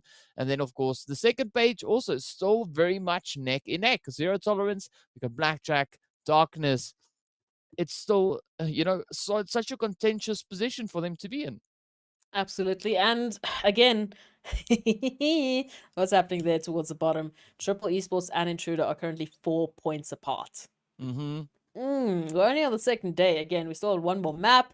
Virtual Gaming, not far behind. I mean, they need like a good game just to pick up like maybe 10, maybe 11 points, and they could find themselves there on the top 16 slots. So, Triple Esports, they might be looking and being like, why? Why are you doing this to us? I mean, it's interesting either which way, because that now places a bit of pressure on the players there from Triple Esports to come in so much stronger during the next week of league play if they are looking to, you know, add on a few additional points to the points that they have currently over in towards the Super Weekend. The only way, as we know, they're going to be able to get there is from bringing in an absolutely strong performance over in the league play itself. But, you know, that's just unfortunately the way the cookie crumbles, right? And everything is unexpected. We have no guarantee of who we're going to be seeing coming in from which directions and heading over towards where.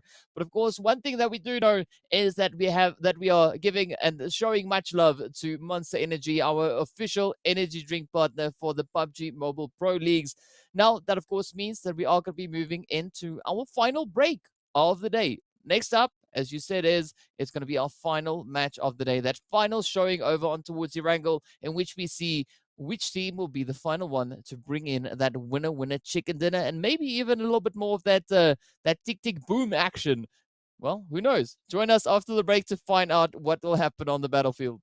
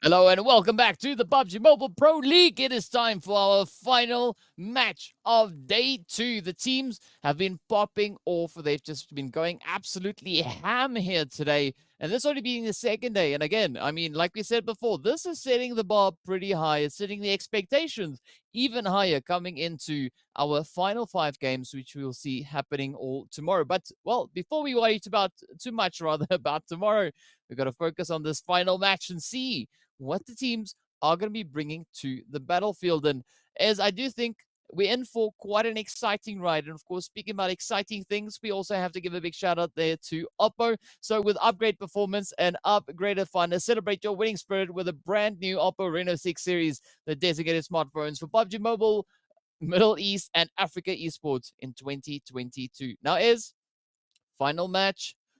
What are your predictions or your hopes coming into this last match? My hopes are still going to be Team Umbra getting a winner chicken dinner. Mm. My predictions, on the other hand, won't be aligning with that for the time being. I feel like we've been seeing a few of the other teams really stepping it up. And I think, especially if I take a look at, the way that Cryptics have been playing, the way that G3 Temper have been playing, they're getting close to that point. Team Myth as well, getting huge points consistently. And consistently getting towards those final zones. So I'm teetering on the fact that we might be seeing a repeat winner coming through, picking up another winner chicken dinner. I don't like it, but I want someone new. But we'll see. I hope I'm wrong. I welcome the idea that I'm going to be wrong. Please. Well, we'll have to wait and see, right? Because that's the only way that we are going to be finding out what the outcome of this final match will be. But of course, looking at the flight path, it is a relatively satisfactory flight path coming in, being close to center, so the teams having some pretty good access to get into all those preferred drop locations. But now we got to look to see if anyone else is potentially looking to maybe change things up coming into this final match, whether or not they are going to be sticking to their guns or maybe looking to take a few of the other people's guns. We'll have to wait. But of course, I'm also curious to see what our first initial zone is going to be bringing in here, because I do think that could be, well, it could really contribute to kind of the deciding factor as to which team has a heightened chance of performing exceptionally well here. You said taking their guns. I mean, they can take their pans as well. We saw that that's an opportunity. Oh, yes. Here. We did see a pan flying on through. So maybe we can see another one. I would like to see another one. But yeah, so I mean, in terms of drop sites, we are seeing a few of those alternates coming on through. That zone pulling up right towards the northwestern side. So that was going to be a little bit fun to work with. I feel like we've been missing out on some northern zones here on towards Erangel. Definitely going to be a nice fun time here. I'm not seeing too crazy things happening for the time being. I do like that, again, or as per usual, I guess, YONKOUS and Umbra nice and close towards each other, and Georgia Pool, Cryptics, and Lusail territory here. Lazy Boy just falling on straight down, maybe getting a good purview of what's happening there for Lusail, so we'll see what's going to happen from that, but zone is going to come through. I do want to ask, do you think we're going to be seeing those 15 teams in that final zone again? We're going to have a little bit of repeats of that. Hey, you know what? There's a possibility. Will it be a reality? Je ne sais pas. But yeah, there's a chance for that. Looking at the current positioning coming through from the teams and how they've been playing over on Sanhok, I don't think so. But we could both be completely wrong with our guesstimations here, because that's all we can make at this point. It's just pure guesstimations. But we definitely do see a few interesting positions, though, coming through. I mean, Zero Tolerance, a relatively split approach coming through from them. Unique with a split approach. We got Lusail also relatively split up. Darkness split up. G3 split up. It's like split is kind of the approach for this final match. One of the other teams that we don't really see splitting things up is Cryptics, right? They've decided to keep a little bit more of a condensed approach coming into at least this first phase. So who knows? Everyone is just looking to bring that extra bit of spice into the final match, and let's hope it works out for whoever wants it to work out for them. Yeah, look, the rotations are still looking pretty stock standard. We do have at least Team Unique down with three members for the time being. So I mean that's the only sort of changes we're seeing. The rest still the same. I mean everyone finding the usual drop sites. Again, Masters right on top of military base. Super Young Stars busy taking that rotation there towards Quarry and Primorsk, so they're setting themselves up. Again, Virtual Gaming back in Lipovka, maybe getting a little bit of pressure there from Darkness, depending on how this rotation is going to go. And Gatka just empty. I mean, that southern side of the zone, really a good potential here. Even maybe that right northeastern side there towards Stolber. Nice little pathing that these teams can take in. Just please don't head straight east. No, please don't do it. Straight east. You know, from where you are into east, like into the zone. Oh, right. Okay, Like, because I don't thought they go, were like, going west. But But either way, it's fine. It's fine. It's fine. No, It's don't fine. go into the eastern side of the zone. Okay, well, Oh, there we. Okay, all right. I'm with you. I'm with you. I get it. I get like it. I leave get the it. east. Mm, You know, yes. it belongs to Slime4 KT. So just go away. But I like. All right. So cool. At this point, like, if we're talking about rotations, right? I'd like to see like Virtual Gaming rotating up. I agree with you, up towards like Stolber, Kameshki. You know, using that kind of path to take the approach up in towards the zone, because aside from Slime4 KT being in the east and you're not wanting anyone else to rotate No. up in that direction, Mm-mm. they also have Blackjack relatively close towards them, so they're gonna have to try and find that way to rotate in towards zone without bumping heads with any teams along the way. Particularly because, you know, they are only 12 points away from getting into the top 16. Only 12 points away, right? So they need a good game, at least for this last one. You know, we can be hopeful. All right. Yeah. Okay. But looking at the rest of the positions of the teams, I mean, it's looking pretty good, right? We got Super Young Stars all the way over in towards the Quarry Primorsk kind of position. Nothing out of the ordinary. We've got Intruder and Masters Esports on Sosnovka Island. Again, for this time around, their rotations off of the island could be quite satisfactory, quite comfortable, because none of those bridges are currently contested. There's no one looking to set up any potential positions towards that. But a little bit further up north, YONKOUS, they are now making a quick dash to get a position, I assume maybe towards the cube, right? That little compound right up alongside the bridge. And it does seem like that could be exactly where they're looking to center themselves up. Now, that position could be quite essential, particularly with the amount of teams still having to rotate up from the southern side, but also having to rotate in now from that eastern side. So teams like Lusail and Cryptics, for instance, they could get picked off. I don't think it's very likely, but, you know, there's a chance of that potentially happening.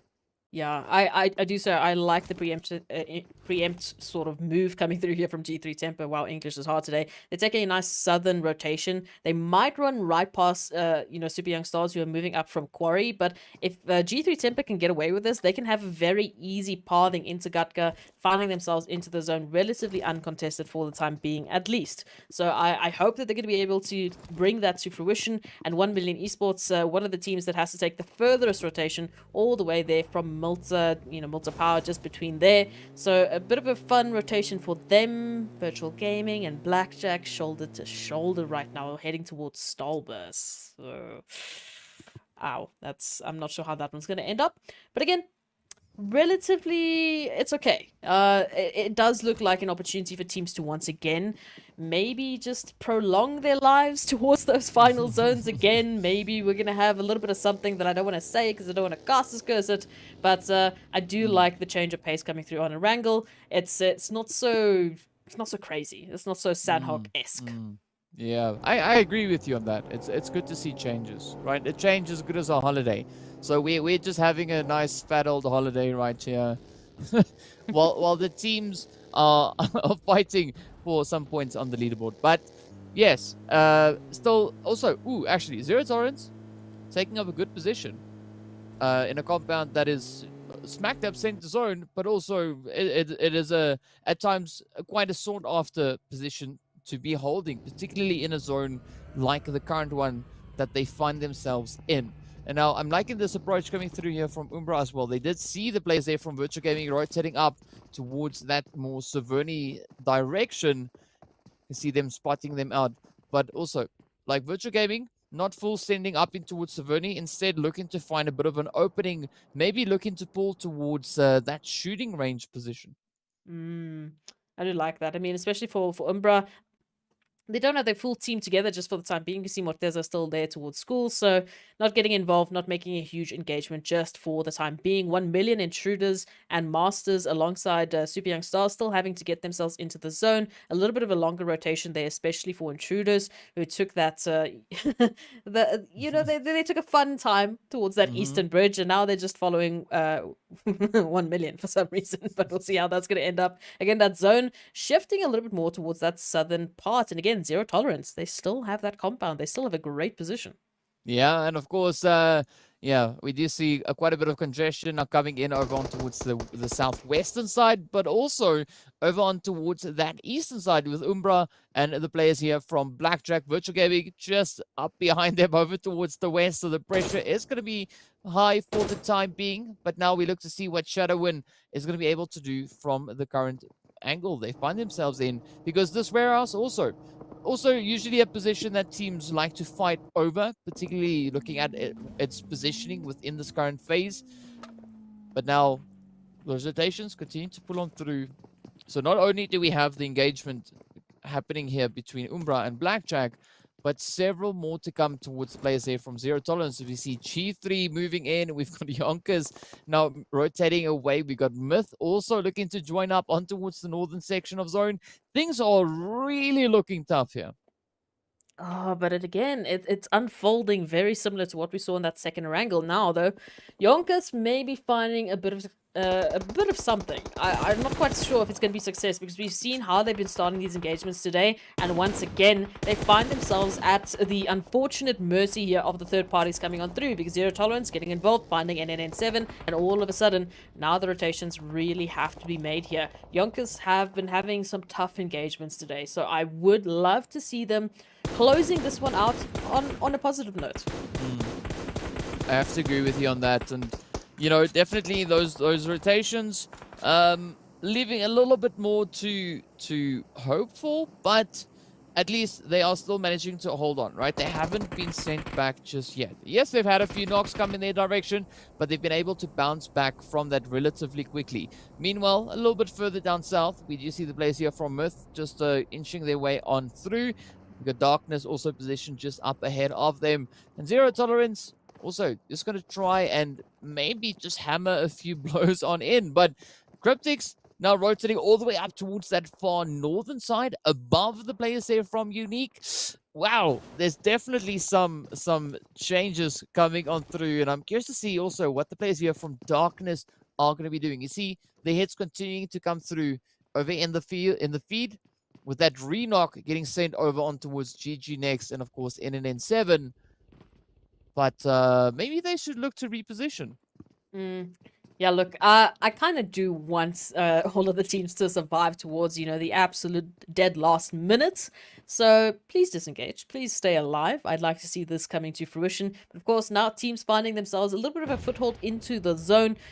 A few teams still having to finish off those small rotations. It's not huge ones. They can deal with it. And YONKOUS, they still have all of their teammates up. And Adam, just on towards the horizon, we do see Zero Tolerance still looking for potentially that engagement here. But that zone is going to be closing on up, and we're going to see who's going to get zone blessed today. And actually, YONKOUS, Zero Tolerance, Myth, Virtual Gaming. Oh, there's a beautiful opportunity for a handful of these teams now to just hold the line and wait for those rotations to come on through. I mean, this could be spicy. It could be spicy, it could be fiery, it could be whatever fancy word you want to think of. Throw it in the mix. I'm pretty sure it will work to explain what we are about to see unfold on this map here. But it's interesting to see the players there from G3, Lusail, now rotating up on towards that western side. I mean, 1 million now ascending down upon the players here from Unique, as we can see those utilities getting sent off in both directions. We got smoke grenades out, we got mollies out, we got the frag grenades flying. It's everything all over the place, but essentially we need to see which team will be the one to make it out of this engagement, as Chills now is coming under a little bit of fire, and this is a very brave stand being made here by the side of Unique. As you said, they only came in with 3 Oh. players, and now they've been reduced down to only 1 remaining hopeful. Oh, no, no, no, no, no. This is not what they would have wanted at all. But of course, Cryptics now getting involved, looking for 1 million esports instead of Unique. So that 1 remaining hopeful might be able to rotate on out, as we do see Lazy Boy just looking for Dexter, looking to give him a little bit of a close shave, maybe, you know, new haircuts in 2022. We love to see them. And 1 million. Now, I mean, even though they do have those eliminations, they don't want to go out here. Lelouch out in the open. Please be careful. Lazy Boy has got you dead to rights.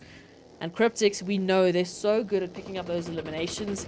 I shiver to think what they're planning for this one, but we'll see what these rotations are going to mean for them. Because again, in the middle of so many teams.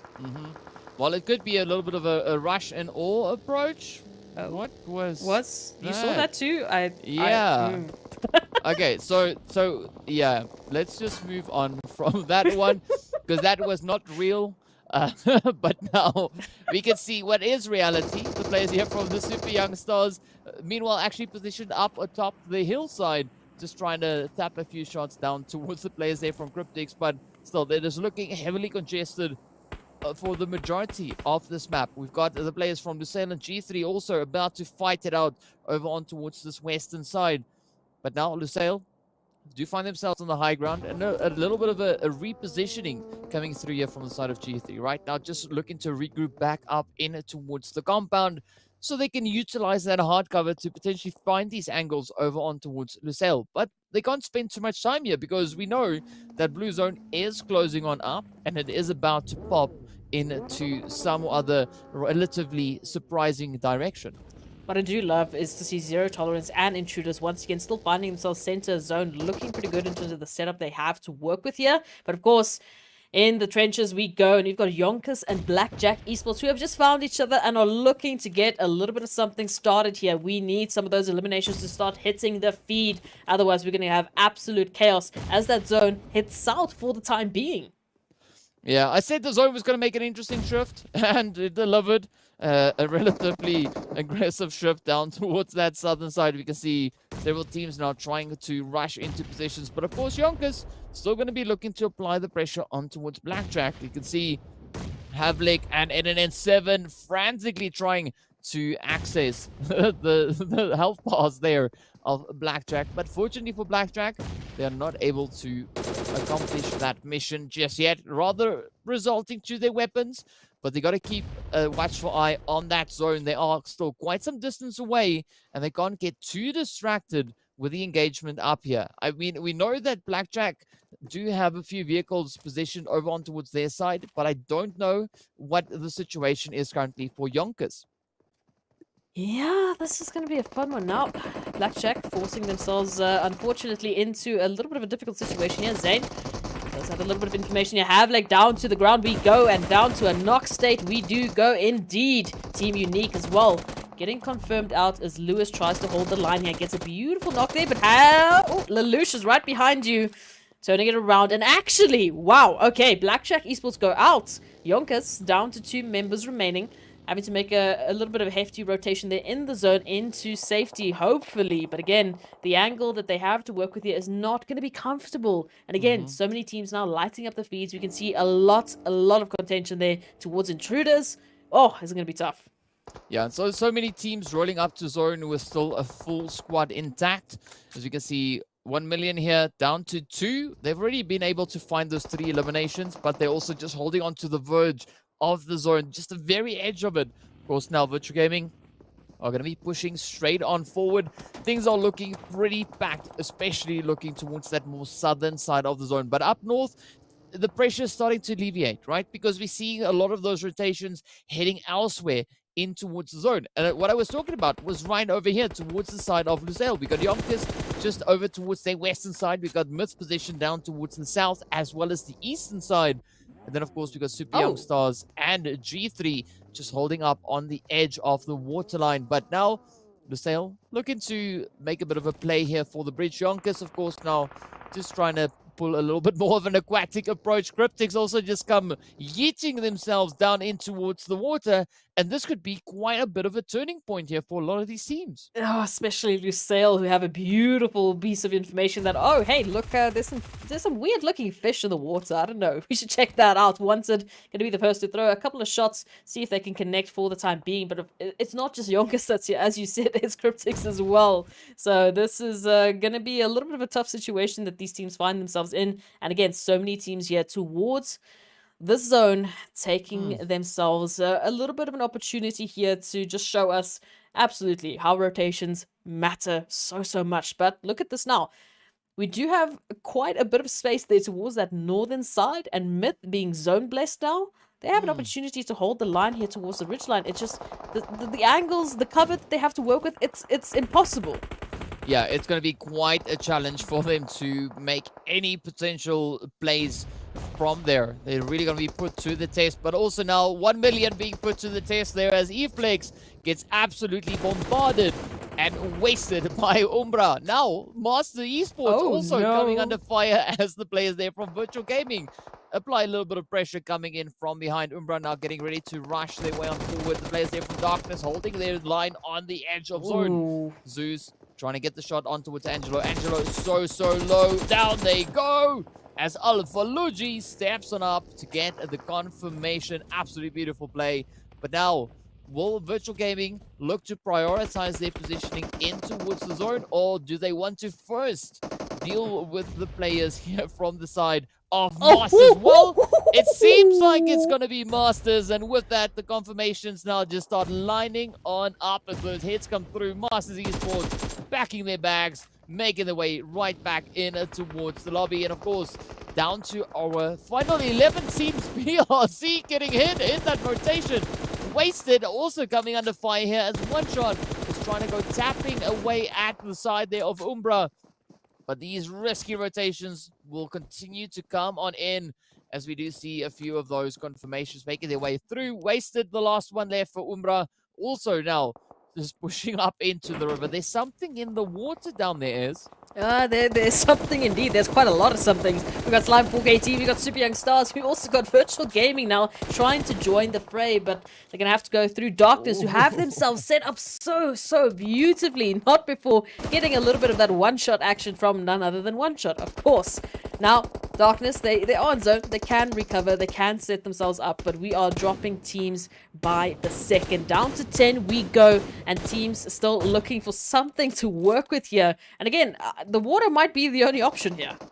Yeah, I can't really fault them for that rotation, but it is just so strange to see everyone just committing to that waterway. And of course now Virtual Gaming Zeus coming under fire there, as we can see several hits lining up in that direction. Lusail also now getting stopped in their tracks there as Cryptics swing on through. G3 not going to be making it any further in this phase, and with that it is down to only 8 teams. Zero Tolerance positioned up in towards that northwestern side. Darkness up in towards the northeast. Charla coming under fire there as Petrox is trying to find a few more shots. Super Young Stars just riding it out. Oh, beautiful hit as Farouk gets traded off at the hand there of Storm. And Slime Vogeti now looking to push up from that southern side of the zone. Took a little bit of a swing further up north, and this is a beautiful spanner in the works.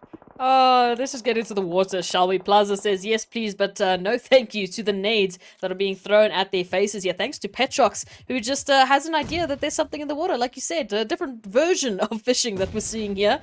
But for the time being, Slime 4KT, they're holding the line. They have one little rock to deal with and to work with. But Umbra right along behind them. Wasted. Down you go. Petrox just being a thorn in the side of so many teams. We're down to 8. And no one's really in zone other than Myth.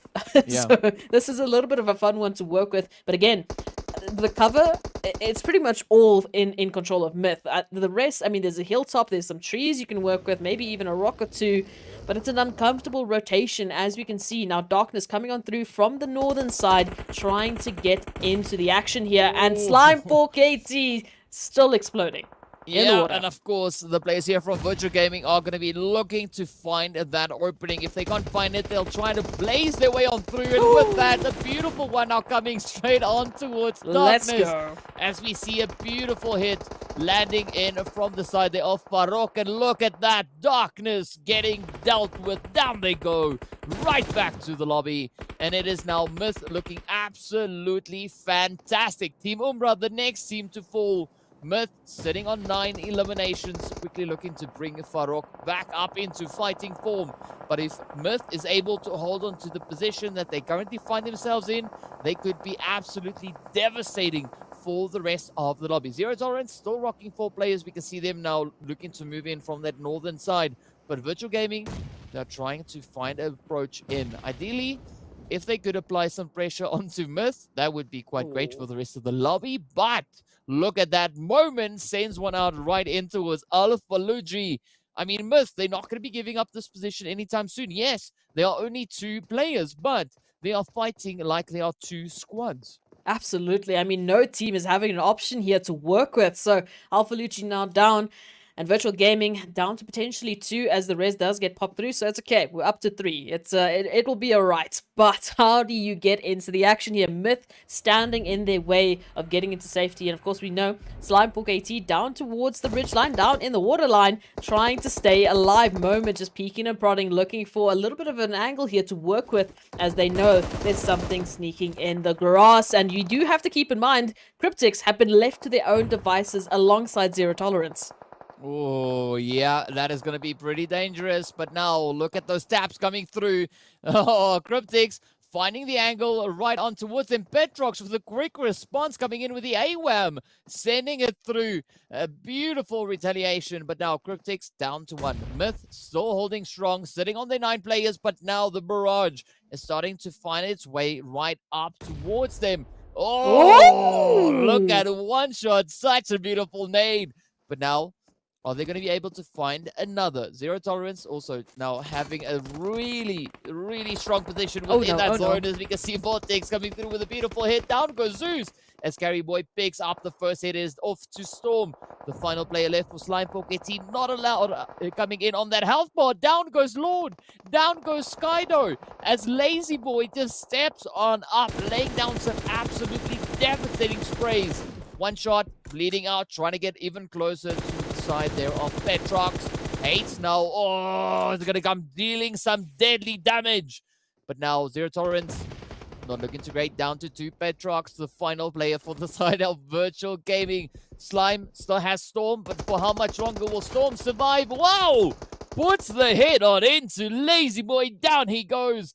And with that, we are down to our final 3 teams. It is going to be the players from Zero Tolerance. It is going to be Virtual Gaming. And it is going to be Myth to fight it out. Petrox coming under fire, as we can see, but finds a beautiful hit right then and there. Zero Tolerance abruptly getting ended. And with that, Myth pick up the winner chicken dinner. That is their 6th chicken dinner in the Super Weekend. Absolutely runaway play coming through from Myth. Wow, wow, wow. We said it. You know, that duo? It felt more like 2 squads coming on through, holding that ridge line, really making the positions work for them. But again, this is the beauty of those early rotations. This is the beauty of setting yourself up first. You just get to watch as the chaos unfolds around you and capitalize. And that's exactly what Myth did. Wow. I can't even fault them. That's just insane. I'm sticking to my guns. I said before, Myths should change their name to Legend because they are just, they're going crazy, right? That has now been 6 winner chicken dinners, right? And based on the amount of points that they were able to bring in this match, I know it's going to be some ridiculous amount, but things might be changing up on the overall leaderboard. We don't know yet. We don't have any confirmation. That is just caster guesstimations. Please don't take my word for it. We'll find out once we see it officially on screen. Then we'll have more concrete evidence as to what the happenings are with that. But what an insane play that was coming through once again. But I got to say, though, right? Slimefork AT, they looked so good in this match, right? Coming in from that southern side, holding that angle, just tapping away at so many teams positioned up ahead of them. It was every now and again that we saw Slimefork AT's name also featuring up in towards that feed. But also then, the players there coming in from the side of Virtual Gaming, right? Still applying a lot of pressure coming on towards that eastern edge. I mean, what else can we say? It has been such a beautiful day of PUBG happening here. The teams continuously surprising us, continuously impressing us with the strategies and the positions that they are playing coming in through these games. Again, I do want to give a shout out to Virtual Gaming. You know, yesterday it was Intruder, the first new team to step up and really take on the challenge. And today it was Virtual Gaming. I mean, they had a huge disparity of points to deal with, and they've just been dealing with it as absolute champions. Not yet finding that winner chicken dinner, but they really are getting closer and closer to kicking Triple Esports down to the last page. So again, amazing performance coming through for them, and they had a tough time getting in from that eastern side straight into not only Myth, but Cryptics was dealing with them as well. Sign4 KT was getting involved, Zero Tolerance was getting involved, and they survived somehow, some way. It's beautiful, right? It's absolutely crazy. But of course, speaking about how beautiful it was, let's have a look at a few of the highlights from this past insane match.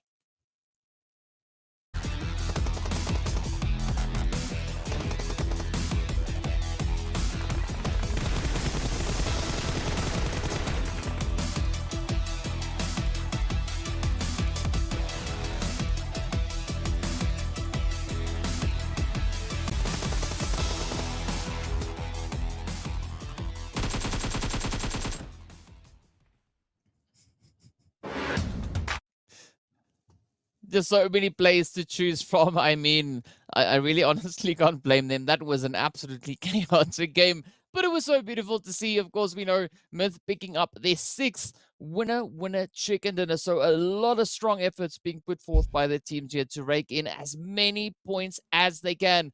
And I honestly cannot wait to see what tomorrow will bring. But, well, let's hop over in towards our match rankings to see how many points these teams were able to acquire. Yeah, as we know, Myth coming through with that winner chicken dinner, picking up 27 points. So yeah, I'm going to be very curious to see what that overall rankings is going to look like, because Cryptics also picked up 17. So I think if they didn't, we might have seen Myth maybe taking, you know, that leap ahead of Cryptics. I don't know. I don't do the math, thankfully. But Virtual Gaming picking up 19 points. That is going to be a conversation piece when we go over to those overall rankings, because I think that second page is going to have a little changes. They're going to have a couple of changes coming on through. Again, just a fantastic spread of points, as you can see, and Cryptics alongside Myth basically just looking to take a third of the lobby, saying, hey, thanks, cool, eliminations, ours. Yeah, I mean, it was absolutely devastating plays coming through, but even teams like Team Umbra, Darkness, YONKOUS stole, picking up some really decent eliminations along the way. Of course, we did see the players there from Sign4 KT also picking up some really decent points. But then, as we make our way on towards the second page, we can see the players here from 1 Million Esports picking up 4 eliminations, and that is just doing some fantastic things for them with regards to those points, bringing in points consistently. Lusail also adding even more. Blackjack adding their 3 in there as well. But as we look a little bit further down, we see Team Unique and Intruder Africa not walking away with any points in this last match. Now, that is nothing too really concerning for the players there from Team Unique, but it is, however, a little bit more concerning for the players coming in from the side there of Intruder Africa. As we know, they are trying to push on to those overall rankings to ensure position in that top 16, at least at the end of this super weekend. And now it is time for our overall rankings. We were talking about a few changes coming through. Of course, Cryptics holding on to pole position, but Myth joining them now on 309 points with those 6 winner chicken dinners. That is a little disgusting. I'm just going to say it out loud. Team Myth coming on through with a dominating performance. I mean, they started us off in that first super weekend, finding pole position. And even though Cryptics has now taken that from them, 6 winner chicken dinners? Hello? That's $3,000. Come on now. Absolutely beautiful work coming through from them. And we see that teetering off. I'm still waiting for Team Umbra. It's okay. We're trying our best. We're giving you our energy. We want to see that winner chicken coming through, but this first page is just looking absolutely disgusting. Even Lusail now finding that 200-pointer mark. Obviously, with the performance they've been putting through today, it's no surprise. And again, these teams are getting close. Oh, yes. Ooh.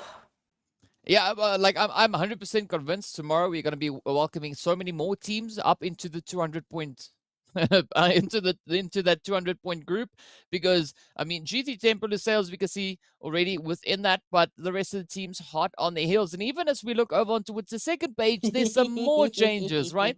Virtual Gaming now ahead of the performance, or the amount of points rather, that the players there from Triple Esports have been able to secure in their first Super Weekend. So an absolutely great showing coming through for Virtual Gaming, and they still have one more day to go. So 5 more games to play, and a lot can change coming in from that. But a good position for the players there from Masters Esports, still keeping quite a distance ahead of Virtual Gaming. But looking at what we've been seeing coming in from Virtual Gaming and Intruder Africa today, Masters might have to think twice again tomorrow. Yeah, look, Masters might be in a little bit of danger, but of course, we know Triple Esports was sitting on 78 total points. Intruder, only 4 points behind that. So, I mean, we've got a whole day of games tomorrow. Yeah, look, I do think they might be turning their attention to the next opponent on their list, and that will be Masters Esports, who might need to reset tomorrow. 5 more games that we have for the second Super Weekend, and then we're going to go back to League play, and then we're going to go back to potentially a different set of Super Weekend teams. So the pressure is definitely on.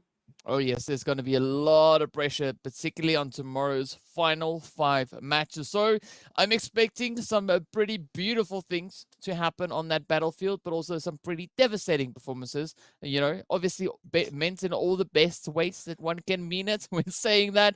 But I'm really honestly looking forward to the performances coming through tomorrow. I mean, today, so satisfying. The team's really just, you know, just dialing things up. I mean, Myth, like what? These guys are insane. 6 chickens, right? 6.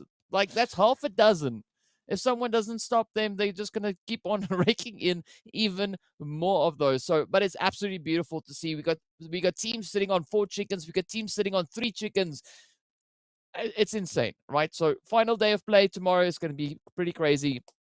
But be sure to join us for all the insanity that is going to be unfolding tomorrow. But before we go anywhere, of course, one more shout out going out to Oppo. So with upgrade performance and upgrade of fun, celebrate your winning spirit with a brand new Oppo Reno 6 series, the designated smartphones for PUBG Mobile, Middle East, and Africa esports in 2022. Now, on that note, we are going to be ending it here for today. Hope you guys enjoyed today as much as we did, and we look so much forward to seeing you all back again tomorrow, if that even is English, but you understand what I'm trying to say. It's late. We all should go rest a little bit, but of course, we look forward to see you all back again tomorrow for even more insane PUBG Mobile action. Stay safe. See you later.